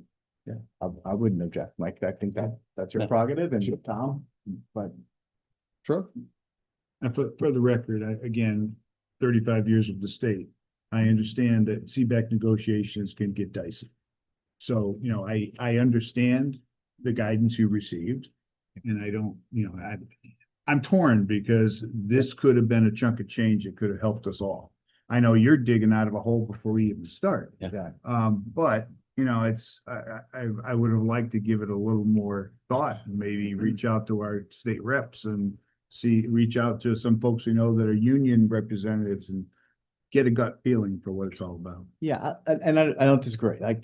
And specifically, again, I wish Lynn were here to describe it, but I think the concern is that if CBAC says we want our own standalone plan from the state, and that state, you want to make a new pool for the municipalities, go do that, right? That could have potentially had CBAC employees going one way and us joining a group of municipalities going the other way. We're all in the same boat. But it's still a bigger pool than you're in now. Sure, but that bigger pool was $16 million in the hole, and that if we had jumped into that, we would have, and Tom will tell you, given up our ability to be flexible with RFPs and had then been in a pool that might have made that 19% hit that we took this year, which is shocking and unacceptable. look good by comparison. That was the risk. Right, how'd I do? Bingo. It was a gamble. I think it was a gamble that we sat down, Tom, right, and just said, we don't want to roll the dice on this one this year with this uncertainty. And again, that was based on the advice of the expert in the room who was our insurance broker. It's hard, it's complicated, but none of us are happy about this, and I'm really sorry that it hit us this year. Because, I mean, when we first heard 26.9%, oh my God. So, we've run numerous bids throughout, the time that I've been here. And there's been a few times where you're hitting the 15% and the 16, it's very few. There's been, most of them have been, very strong renewals. We have the plan designs in place that we've, we think that have helped mitigate those costs. We have, and when you do switch into that state plan, you do lose your plan design. So that, once you're in, you're kind of in there. And then definitely that for that 3-year period, and that was another thing. When we had this time, we had so many, the bidders were just not, it's very rare that when we go out to bid, we don't get a group of bidders. The market this year, and I think you're seeing it through everywhere on medical. Sure. The bids are just not coming in good. Connecticut leaving the market that's a big hit. So now you're left really with the Anthem, the United, and the Cigna and the Aetna. So I mean, you just lose in that play. And then Anthem also, they're kind of both the state and ours right now. So it's like, it was just different plan design. So, we felt during that decision that we were making the best decision for the town at the time. And, we'll keep working through that. And every year we look at that, and hopefully, like you said, hopefully the claims get better. And then we can actually have a better renewal in the next cycle. If it isn't, then, then those other options are probably going to come into fruition. But, that's kind of what we were doing, and that's what we worked on, and that's what we did with MDG Associates, and you kind of went with that advice as well as during that review of the transition. And people, the employees, did go through a transition last year. That is we always try to consider that as well. We consider all aspects of this. We consider they've had to go through all the mapping of all their current activities, all their medicines, all their claim activity, all of their doctors. We had change all the HSA designs, have all the HSA banks converted over. So all those different components, we don't take it lightly to move a carrier. We don't take that decision. We want to have the savings. We want to generally have the savings. We also partner with these companies. There's a limited pool of companies. So we try to work through the issues as much as we can with them, because there is a limited pool. And if you get to the point where no one bids on you, then that's a troubling scenario as well. So we work through this. We kind of understood, we see where we had a rate guarantee, which we more or less got that. We had, when we went out to bid last year, there was around a 19% guarantee, and that's where they were at, plus or minus a small margin. So they were trying to go above the guarantee. So we got them back down at least to that guarantee. No, that's all. I just want to add that in. So thank you guys. Just one other thought, and happy answer to the question of the process. Hey, do I think it would be good if you want to form a subcommittee of Board of Education and Board of Selectmen members and sit in with us next year as we do this and get to know Lynn, and see the comprehensive work she does. She's really good. I mean, the books she puts together, the data she provides, and the advocacy she provides for the town, I've always been very impressed with. And I know that you would feel the same way too if you worked with her too. She's right, Stephanie. I mean, she's a pro. She's a pit bull too. She will go, and she's like having the right lawyer in your back pocket. She'll go and tell those insurance executives, I've been in the room, that this is unacceptable and here's why, and make our case. But if you'd like to see that and experience that with us, I have absolutely no objections. I'd welcome your input. No, I think that would be helpful. I mean, you know, it's. When we sit and we look at the RFP itself and how the numbers come back, and that's part of the story, and you start digging into the numbers. There's definitely a lot of discussions we've got to have. And not lost on me as well as the fact that, you know, I understand the issue with the 3 years and wanting to see where it goes with CBAC. And those negotiations. And so I understand that point. It's unfortunate because I do think we had an opportunity to save some money this year, which would have been helpful. But also a transition in that plan, I think we also have to make sure that if there's reticence on the part of, like, if there's concerns on the union, that we have a good chance to socialize what the plans really mean and what the HEP requirements are and things like that. Because the other side of these plans is the employee portion of the HSA match, which is a liability to them if they use healthcare. That also would go away. So it's not just the town saving money, it would be the employee saving money. So I think we need to look at all of these opportunities as we're doing this. Okay. Great. So I look forward to it. And if we're gonna have that committee next year, I know I Absolutely. assume I'll still be here, so I'll volunteer now. Absolutely. Listen, the more the merrier. We want to work on this together, so. Thanks you for very the information, Charles. That helps. Yeah, Really thank appreciate it. you. And just a note as well, looking at other towns in the area, I know it doesn't directly affect us, but seeing the insurance that came in, I know there was one chart that you had put together that just listed the medical increases in different towns across the board, whether they were self-insured and bumping 30, 40, 50% up.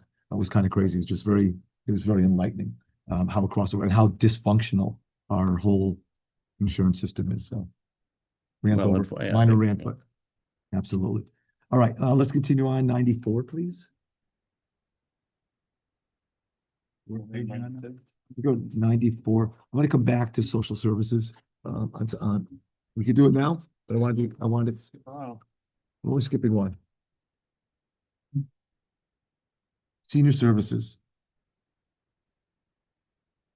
You've had a couple discussions about this with not only this budget, but also municipal agent for the elderly and band stipends. So we've discussed taking money out. We've discussed adding money in. I know there's some feelings on this board about these two budgets. You guys, any suggestions? Well, I'm comfortable with keeping the van stipends, you know, with the updated number. I mean, it would be nice if we had a better looking budget, but we took a big chunk. My understanding is we took a big chunk out of the folks that couldn't get rides. We've been able to take a good chunk and help the folks, seniors that need medical rides and help them. I don't think we want to go backwards on that.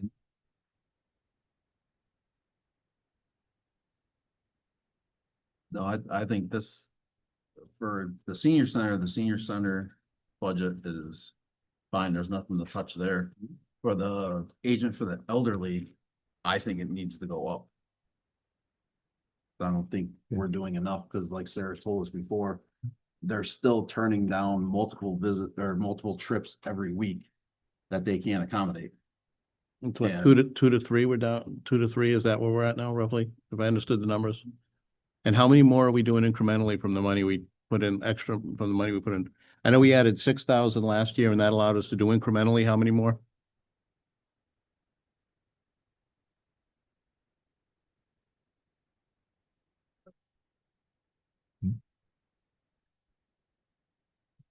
So what's your recommendation?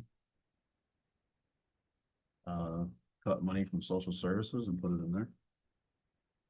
Because we waste a lot of money on that page. Well, we'll go back to that. Yeah. It's not as simple as that, but we'll go back to that. There might be some money there. So what's your proposal? What's your suggestion? 2,000, 1,000? It depends how much we take from the other page. Let's go back to the other page. Let's shoot back to social services. So on this page, this is a collection of various programs that over the years, from Susan's time up to Ryan's time, up to my time, that have been added for various reasons. So community health center, has had $500 for a while. I had Michelle check whether most of these were used, if not all of them were used and used for the intended purposes. She came back and said, all of these, other than the Regional Mental Health Board, whose headquarters had moved much farther away, so that one would not be something that a resident in Portland could get some benefit from. But the other ones she's checked. There, for example, Brownstone Quorum, emergency shelter that's used by our residents. Connecticut Emergency Shelter or Connection Emergency Shelter, yes. Memorial Day Parade. Everything I have is the top 5 or 6 on the page. Everything that's in town, I have no problem with, because we're Right. supplying it to town functions and town Right. organizations. What is MCSAAC?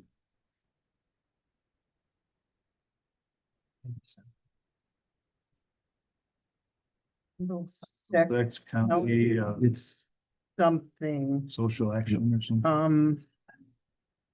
I don't have the name of that. Well, in 23-24, we didn't spend any money in that, so it's gotta be something relatively new. Right, yeah, I'm sure it's Middlesex County, something. right. They have to ask for the money. County Substance Abuse Action Council. So what? Long name? Thank you, Laurel. I had to shut off my phone so I couldn't look it up. So the only thing about these other things, and I know we're, looking at amounts of $500, and I asked the question about these various things as well. And Michelle shared with me how it's sent and why they're asked, but, one of the concerns I have, and it's not like I'm questioning, potentially putting money into those rides, but what we do not have in this town is any real huge level of social services for people who are not elderly. We don't have that. There has not been a social worker in the town of Portland since 2002, when the general assistance program ended. And there are people with all kinds of needs that get served by places like CRT, like the Community Health Center. So an amount of $500 going to an organization that might be giving thousands of dollars worth of services to a Portland resident, I don't know. And just say, because it isn't just that they're out of town there, I think that it's because they would serve people from Portland. There are certainly the Community Health Center would, Rushford Center would, these assault crisis center, Middlesex Behavioral. It's just the concern, and I think it's Portland probably has that need, not one that we're obviously going to fill in any near future, but I think Sarah would probably concur that people come to the senior center who are not seniors, and because she is a licensed social worker, she tries to help them the best that she can. But we have limited resources to help others here, so that's just my thing. Yeah, it's well said. Now, the big one on here is obviously. But my question is, with the community health center, if we don't send them their $500 check, are they gonna close their doors? No, and they're not. Rushford is owned by Hartford Healthcare. They don't care about our $500 check. They're a multi-million-dollar conglomerate. They're the largest in Connecticut. And we send them $500 for no reason. Well, we have, and I think it's a goodwill. They probably would like to see more. Some of them, like the community health. I get it. Maybe these bigger corporations that you're talking is different than like Community Health Center. That's probably a different budget than Hartford Healthcare.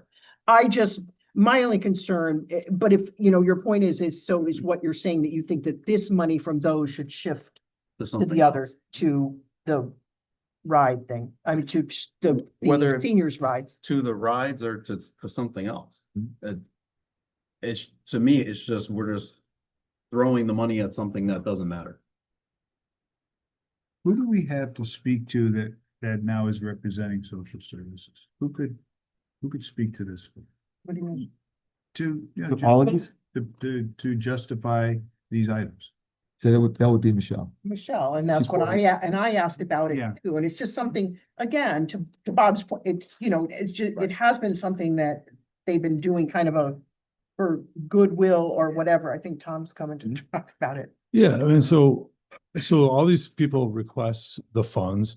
They send letters usually to Michael and Michelle and request why, for the money, what they're getting, what they're doing, what services they're providing.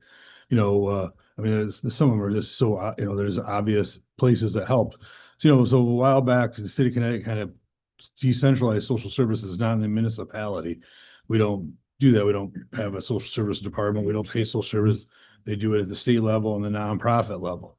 So this was the town's way to throw a reasonable, amount of money to these various agencies to say, hey, we see you, we thank you, we recognize you for helping these town these town residents in their times of need. So I mean, that's why that is, why they're there. I mean, to cut one from another, I mean, they all serve their specific reason of why they were there. As like if in time, if I would say if they did it where 2 years in a row, they didn't request the money, okay, then we probably wouldn't give the money to them. But I mean, it's hard to, say that, these guys, of course, they're not going to close their doors without our funds. But I mean, I think it's saying, I think it was the gesture from the first selectman to these agencies to say, we thank you. We see that you're helping our people here in the town, in the surrounding area. This is our commitment to you as a partner. And here's the amount of money that we provide to that. And that's what, they've done with these $500 ones all this time. So that's what those are. I mean, like I said, if you're so inclined to cut that, then you are. But I mean, that, it's hard when I mean, it's like I said, some of these are community things where you're working as an agency. If you give like a Rushford $500 and they can help, and they, help 5 to 10 people that, clearly cost way more than $500 for them to do that. You're definitely getting your $500 worth of the town is for that contribution to those Yeah, people. I agree with you. Yeah, it just would feel, No, thanks, Tom. But I understand Bobby's point of view, though. Like it's money kind of nebulous versus money that is maybe helping a Right. specific rider in town. So I understand the conflict. We talked a little bit about the rural transit program and the Red Cross Dollar Ride, and that was discussed last time about that's a big hunk of money. That's 55,000 out of the 66. All the other stuff is 11 grand, and out of that 11 grand, 9,500 is the vets activities and Memorial Day parade. So the actual $500 ones are a couple thousand. I mean, it's $3,500. Right. For substance abuse, community health, Right. renewal team, mental health, Rushford Center, Mhm. Crisis Center. I mean, we're asking for 5 times that for a carpet cleaner. No, I get that. I get that.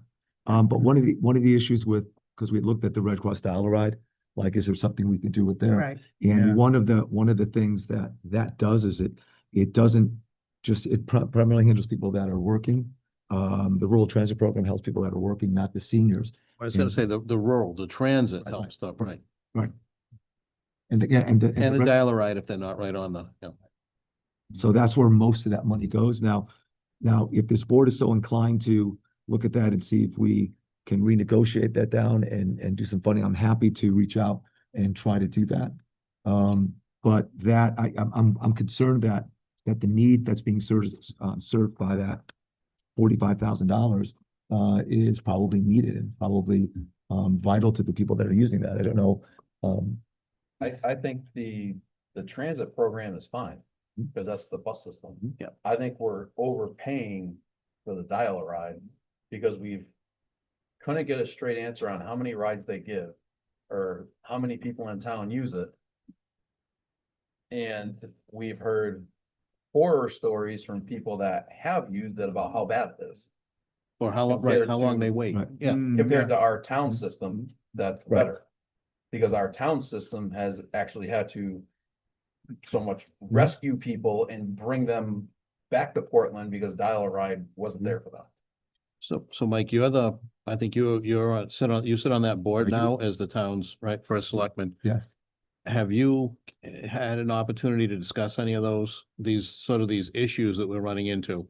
So I, And, you know, one, we need to get some sort of metrics, Mhm. which they seem to not want to provide or not be able to provide. Right. But we also need some sort of escalation system when we've got a town resident waiting 3 and 4 hours for a ride home. That should not happen, Right. right? And we're hearing that this is happening and, you know, we want to make sure that's Well- what we're trying to address. and I think they would be just as concerned about that kind of incident happening as well. And, we had one of the gentlemen come here, Brendan, spoke about that and described the program. They do have the data available. I will reach out to them. I'll reach out to Brendan again tomorrow to share that with this board, in terms of how many rides they do. They were transitioning the software, so they didn't have it readily available for us, but they do collect most of that data, not everything.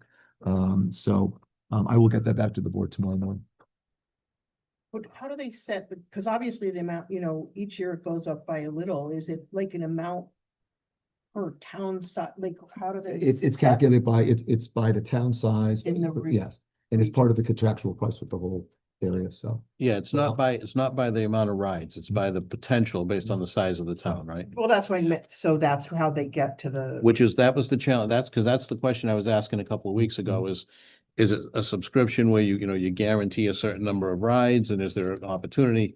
And that's what we were saying, no, it's kind of an all or nothing based on how they do it.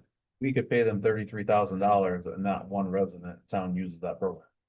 Or we could be paying And they're not 30,000. providing data to prove who's using it or who's Right. not. So I think that's again worthwhile looking at and seeing what they're getting. It'll be Yeah. based on the data, so I'll share that with you tomorrow. It should be easy, And we still just have to be careful because it doesn't only serve of course, seniors. of course. No, The doc- agreed, the- completely, Okay. completely, And it's completely based agreed. on what the need is like. If And I that's think, being and I used think for- that was part of the problem, Because even when we were doing this was, the is that we disability. can't tell, right, we can't tell even if we can get If we can data pull that on the rides, I don't think we can get data, or maybe, hopefully they start to have it Mhm. about where the rides are going to from. And if they've got any demographics of how many seniors are given versus, I mean, all of that would be really good data for this board to have. Agree. As we're trying to make a decision. I agree. Because obviously we do a better job, Right, Yeah. right. but. Well, and honestly, the upside is if it's being underutilized and we could get $5,000 or $10,000, or if that's something allowable by the contracts that we have. Right. Then, but I need to find out whether that's an option. If it is, I would have no problem putting into an area where we're getting the need. And again, as many seniors have said to me over the last couple of months, when you're a senior, there's not a lot of services the town provides. And right now with what you're doing there and others, it's become a hub of activity for a number of programs. So I think it's worthwhile. If So- that's something you can find some money there and work out a deal with them, I'd be much more comfortable pulling money from that to help out than pulling a lot of $500 from- these behavioral and crisis intervention programs. Well, and I will tell you, I mean, there are residents in town that are using these services on a regular basis. I mean, there's a number of it. There are. And, you know, our $500, if we were trying to handle even a portion of this, would far exceed that by a factor of 10. So we are getting it, but in fairness, we need to confirm and verify and check. So I will get that to everyone tomorrow. In But time. what was the final verdict on the top five at $500 a piece for like $2,500? All like we have in the past. But But- I'll add to what Bobby said, though. I will have, again, Michelle is the one that deals with all these. I'll ask her to provide a quick update on these, when we sent them, for how long, et cetera. She has all that data. But okay, and I'll just let it go, but it Yeah. just sounds like it's a goodwill donation, right? Yeah. Pretty much. I think that's what it is. Okay. You know, Makes you feel good Two- to sleep better at night. right, two organizations, I mean, we're here, we're here looking Right. for Yeah. stuff to spend money on for Right. ourselves, right? I mean, if we had a set budget that was done and everybody agrees to it, Mhm. honestly, it just from my standpoint, I'd rather give the $2,500 to Sarah. Well, And do unless with you our had, seniors as. unless you had someone in your family with a mental health issue or something. Well, you know, it's- Yeah, well, but this $500 is not gonna stop them from getting service. well, the thing that sticks to me here is I'm looking at this community renewal team, CRT. Yeah. So the CRT, I've been actually helping a lady that lived next door to me when I was growing up. I actually complete her application every year for CRT. Mm. With every single year. Right. And you know, and so to see that I'm like, well, how did I get helped? She has no one to go to. I'm helping her, right, and I'm doing it. you know, just because it's, you know, Mrs. Cartelli, who I've known since I was a little kid. So I do it for her every year, you know? Nobody helped me. And I guess I'm just wondering when we have our own needs. Just a thought, and if we're looking for $500 here, 1,000 here, I think there's 2,500 there. Okay. Anyway, I'm done. No, that's good. And That's it's good. also remember, you know, I'll just say one last thing, that if any of these nonprofits are some of the first things that are cut at the state level and everywhere else. So 500 may seem like, but when you're talking about nonprofits, I mean, I'm giving my hands to Jeff Mayak so he can help domestic violence shelters. So, I mean, you know, with the state budget, they're gonna first take from a lot of these groups. Well, and I know too, the Rusher Center, the Exchange Club donates to that every year. Yeah, certain ones, and I can agree, the big, if some of them are big conglomerates, I get, you know, what you're saying. Yeah. But I just think in this, the nonprofit arena, they'll tell you they're on shoestrings, a lot of them. Right. Well, I think that further discussion will be dependent upon what Mike brings back to us tomorrow. Absolutely. And whatever the will of this board is. So we need to discuss every line item, right? Yeah. And everything's got to be talked through. So, all right. I don't have any other issues with Sarah's budget. Nope. And I think there was consensus that we'd like to add more to the van stipends to get more use of that. And we'll discuss that tomorrow. Very nice. I think that's a big deal, Mhm. the van stipends, you know, because if you kind of look at what's happening to our seniors, right? The average social security wage increase over the last 10 years has been 2.6%. Most pensions, unless you're a state worker who has the automatic, you know, cost of living adjustments, they're frozen pensions, right? My father-in-law he retired from Pratt 27 years ago. The pension he had 27 years ago is the same dollar value today. And then you look at what we're trying to propose, it's, you know, it's 4.88. I know we're trying to whittle it down, but just to kind of ground everybody, 4.88 is going to come out to a 5.4% mill rate increase, right? That's the real increase. That's real tough to absorb. So, I mean, so I think we really got to start looking. We got to start maybe adding zeros to these, what we're looking at. Really. We have, a lot of our costs are, you know, when you have, you know, almost 70% of our budget is Board of Ed and then 30% is our town government. And we keep talking about how we're locked in, we're fixed. I think once we get past this budget cycle, we absolutely got to start looking at what we could do to create some shared services and make it so more of our budget is not fixed. You know, working better together. And I don't know what that is. We have plenty of committees in town. Maybe we create 3-4 people that look at this, like we're people to strategic capital, looking at the school. Maybe we come up with a group of intelligent people, bipartisan, qualified people to actually look at what we could do to take real fixed costs out, because you know what happens? It's a fixed cost. Oh, I'm contractually obligated. I got to do this. Oh, well, now they get overtime. Well, you know, it is time and a half and it is contractual. Oh, and then there's the pension and then there's the insurance. And I'm saying we just got to really look at it. We do. Yeah. And we can't go down this way. We have to, in order for us to have flexibility, our fixed costs have to be reduced, Agreed. or people ain't gonna be able to live here. Agreed. Agreed. We need to change whatever systems we can to allow us to maximize it and combine the services where we can. So agreed. All right, Portland Library, 98, 99. So in going through this last time, I couldn't find anything of significance that stood out here based on the programs they do. It's very similar, I think, to Sarah's department, where they have a very involved group. They are doing a number of programs. I see the data every week when they do the reports. So I see the programs that they're doing. I couldn't identify anything that stood out of any significance. I don't know if anyone else could. There were no notes that we had when we went through this last time. I don't. know.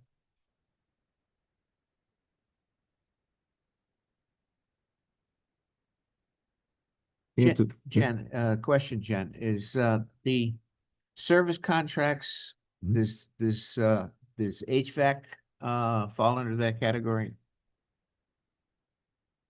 Jen Billingsley, the library director. Yes, it sure does. Okay, all right.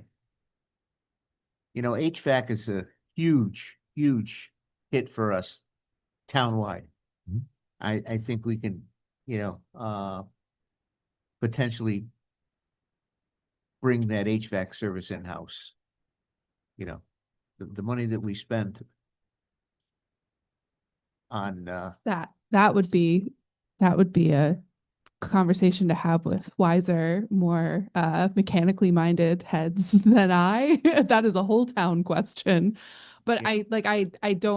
I truly just don't know enough about HVAC systems to even have an opinion on that. Like, I agree with you. It's a huge amount of that budget for me every year, and it's very hard to kind of put a pin on how much it is going to be each year.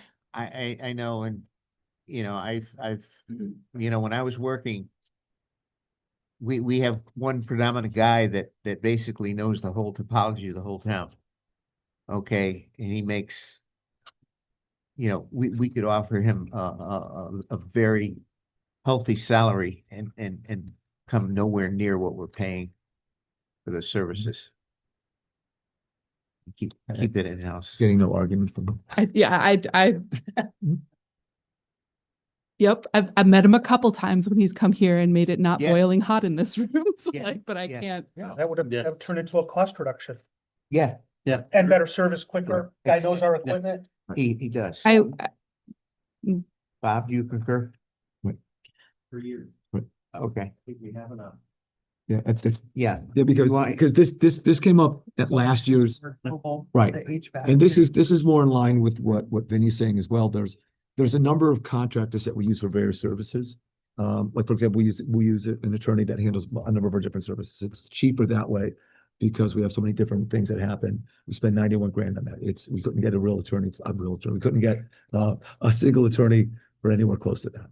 And I know there's other areas that we've talked about, but if you can expound upon, the HVAC systems and the other contractors that we use now that we could, it's an investment in people. There's risk with that too, because now you've got people that are on the payroll and there's a certain amount that it makes sense, but Yeah, I mean, there's obviously a risk in any change like that. So you're contracting your services out and you have been for quite some time. And I've worked with those contracted services for a long period of time.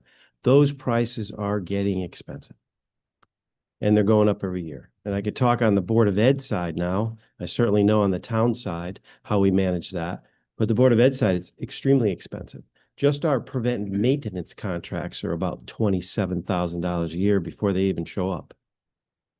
So we're on them every single day, or I'm on them every single day, make sure that those maintenance contracts are certainly completed in a timely fashion. But I'll just use, since the storm that we had last Monday, it's a week ago, right? Because I can't even remember, right? I've had our contractor at the schools every single day related to issues not only from that storm, but every day. The high school, 205,000 square feet of roof, has 80 appliances on it. 80. General maintenance, you're paying for at $120 an hour. Very little control on time spent. We try to push them to get work done, but there's an opportunity for sure. If you look at the town's contract or the money that's spent every year on the town side and money that's spent on the Board of Education side, I think you really need to look at those numbers and see what we might be able to do with an employee that's able to do that stuff on a daily basis. That doesn't mean that, one employee has vacation time, one employee has sick time. It doesn't mean that you're going to get rid of your backup contractor, but you're certainly not going to have to pay for the PM contracts every year. You're probably not going to have to pay for, it's a lot of stuff. I mean, we have contracts with all our suppliers that we can get discounted parts. Sure. When we're not running out to get the parts, our contractors are getting the parts and then they get a certain markup on that. So we'll be able to get, I don't have to explain, everybody knows that business side of it. I was in it for a long time on the other end. Yeah, I mean, I think it deserves a look. It really does. And think- everything we're getting quoted is on prevailing wage, right? It all depends on the job. So it's state, we work off of a state agreed hourly rate, which is, we work with town very closely on that. And we are getting those numbers, but we have control over employees. It's hard to have control over contractors, especially time. So, you can get a great hourly rate, but it's easy to add hours.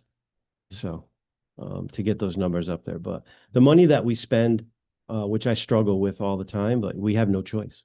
The heating, the air conditioning, where we have it has to run, and we struggle with that. This winter was tough. I'm sure just as tough on the town side. So Bob, it's safe to say that basically every town building has HVAC requirements. Right? every town building has work to be done every day. I'll say that because I don't really believe that between the town side and the Board of Ed, there's not a perfect temp vehicle in in town every day. I'd say the contractor. No, they don't swing in just to grab lunch. Mhm. So Yeah. they're here a lot. And I see every one of the bills, so.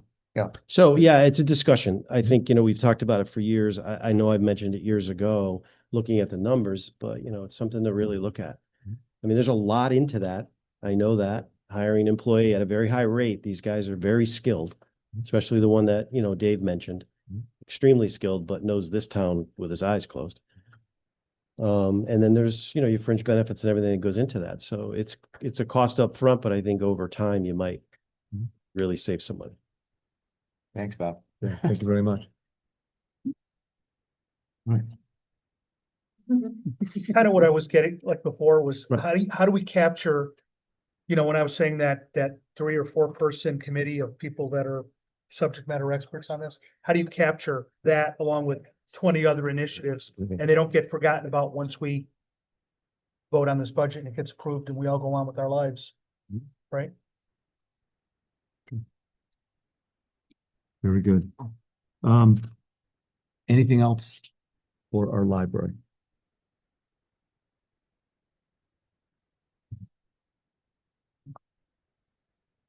All right, so let me take another quick stop right here. We've been doing this 2 hours and 20 minutes. I know there are maybe at least 1 or 2 that may need to be out of here. Does the rest of the board want to continue? Dave may have to leave sooner. I'd like to be able to do it with him. We have tomorrow night on the schedule as well, or does the rest of the board want to continue on? Well, I think we should be here tomorrow night anyway, so. Right. If Dave's got to go, I'm fine with tomorrow. It also will give an opportunity to get some of the information For you, that I know you're gonna for us to have deeper discussions on some issues tomorrow. Undecided too? Bobby and Vinny, okay with that? Andrea? Yeah. Okay. All right, so why don't we stop here for right now? You're very welcome. I think, listen, we're looking for nickels and dimes here, compared to the budget right now. And again, to some of the points that have been made over here, I think there needs to be some systemic things that we do to rein this in.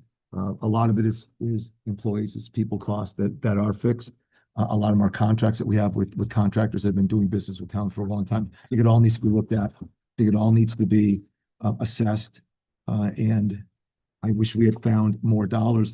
I will put out, I guess, a challenge to all the department heads here as well. You guys have been following this along. Some of you have spoken, some of you haven't. I would ask that each of you please take a look at the budgets again.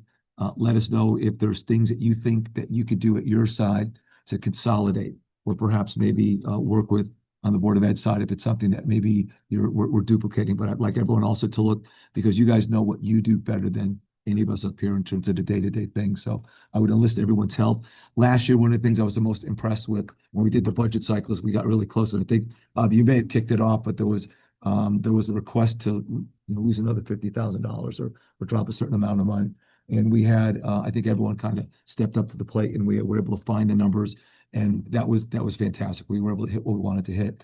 We may need to ask you tomorrow night the same thing. So I'd ask everyone to do that. Look at what your budget are and let's see what we can do to kind of pull this together. I think it's, we're working on not only our budgets, but anyone that's watching out there, any taxpayer is paying close attention to this. Every dollar makes a difference, especially for our seniors that are on fixed incomes. So, again, every dollar makes a difference. We talk about just a 2.7% increase, and those are real dollars, and I guess we can't lose sight of that. So, that's all I have to say tonight. With that in mind, would someone like to make a motion to adjourn?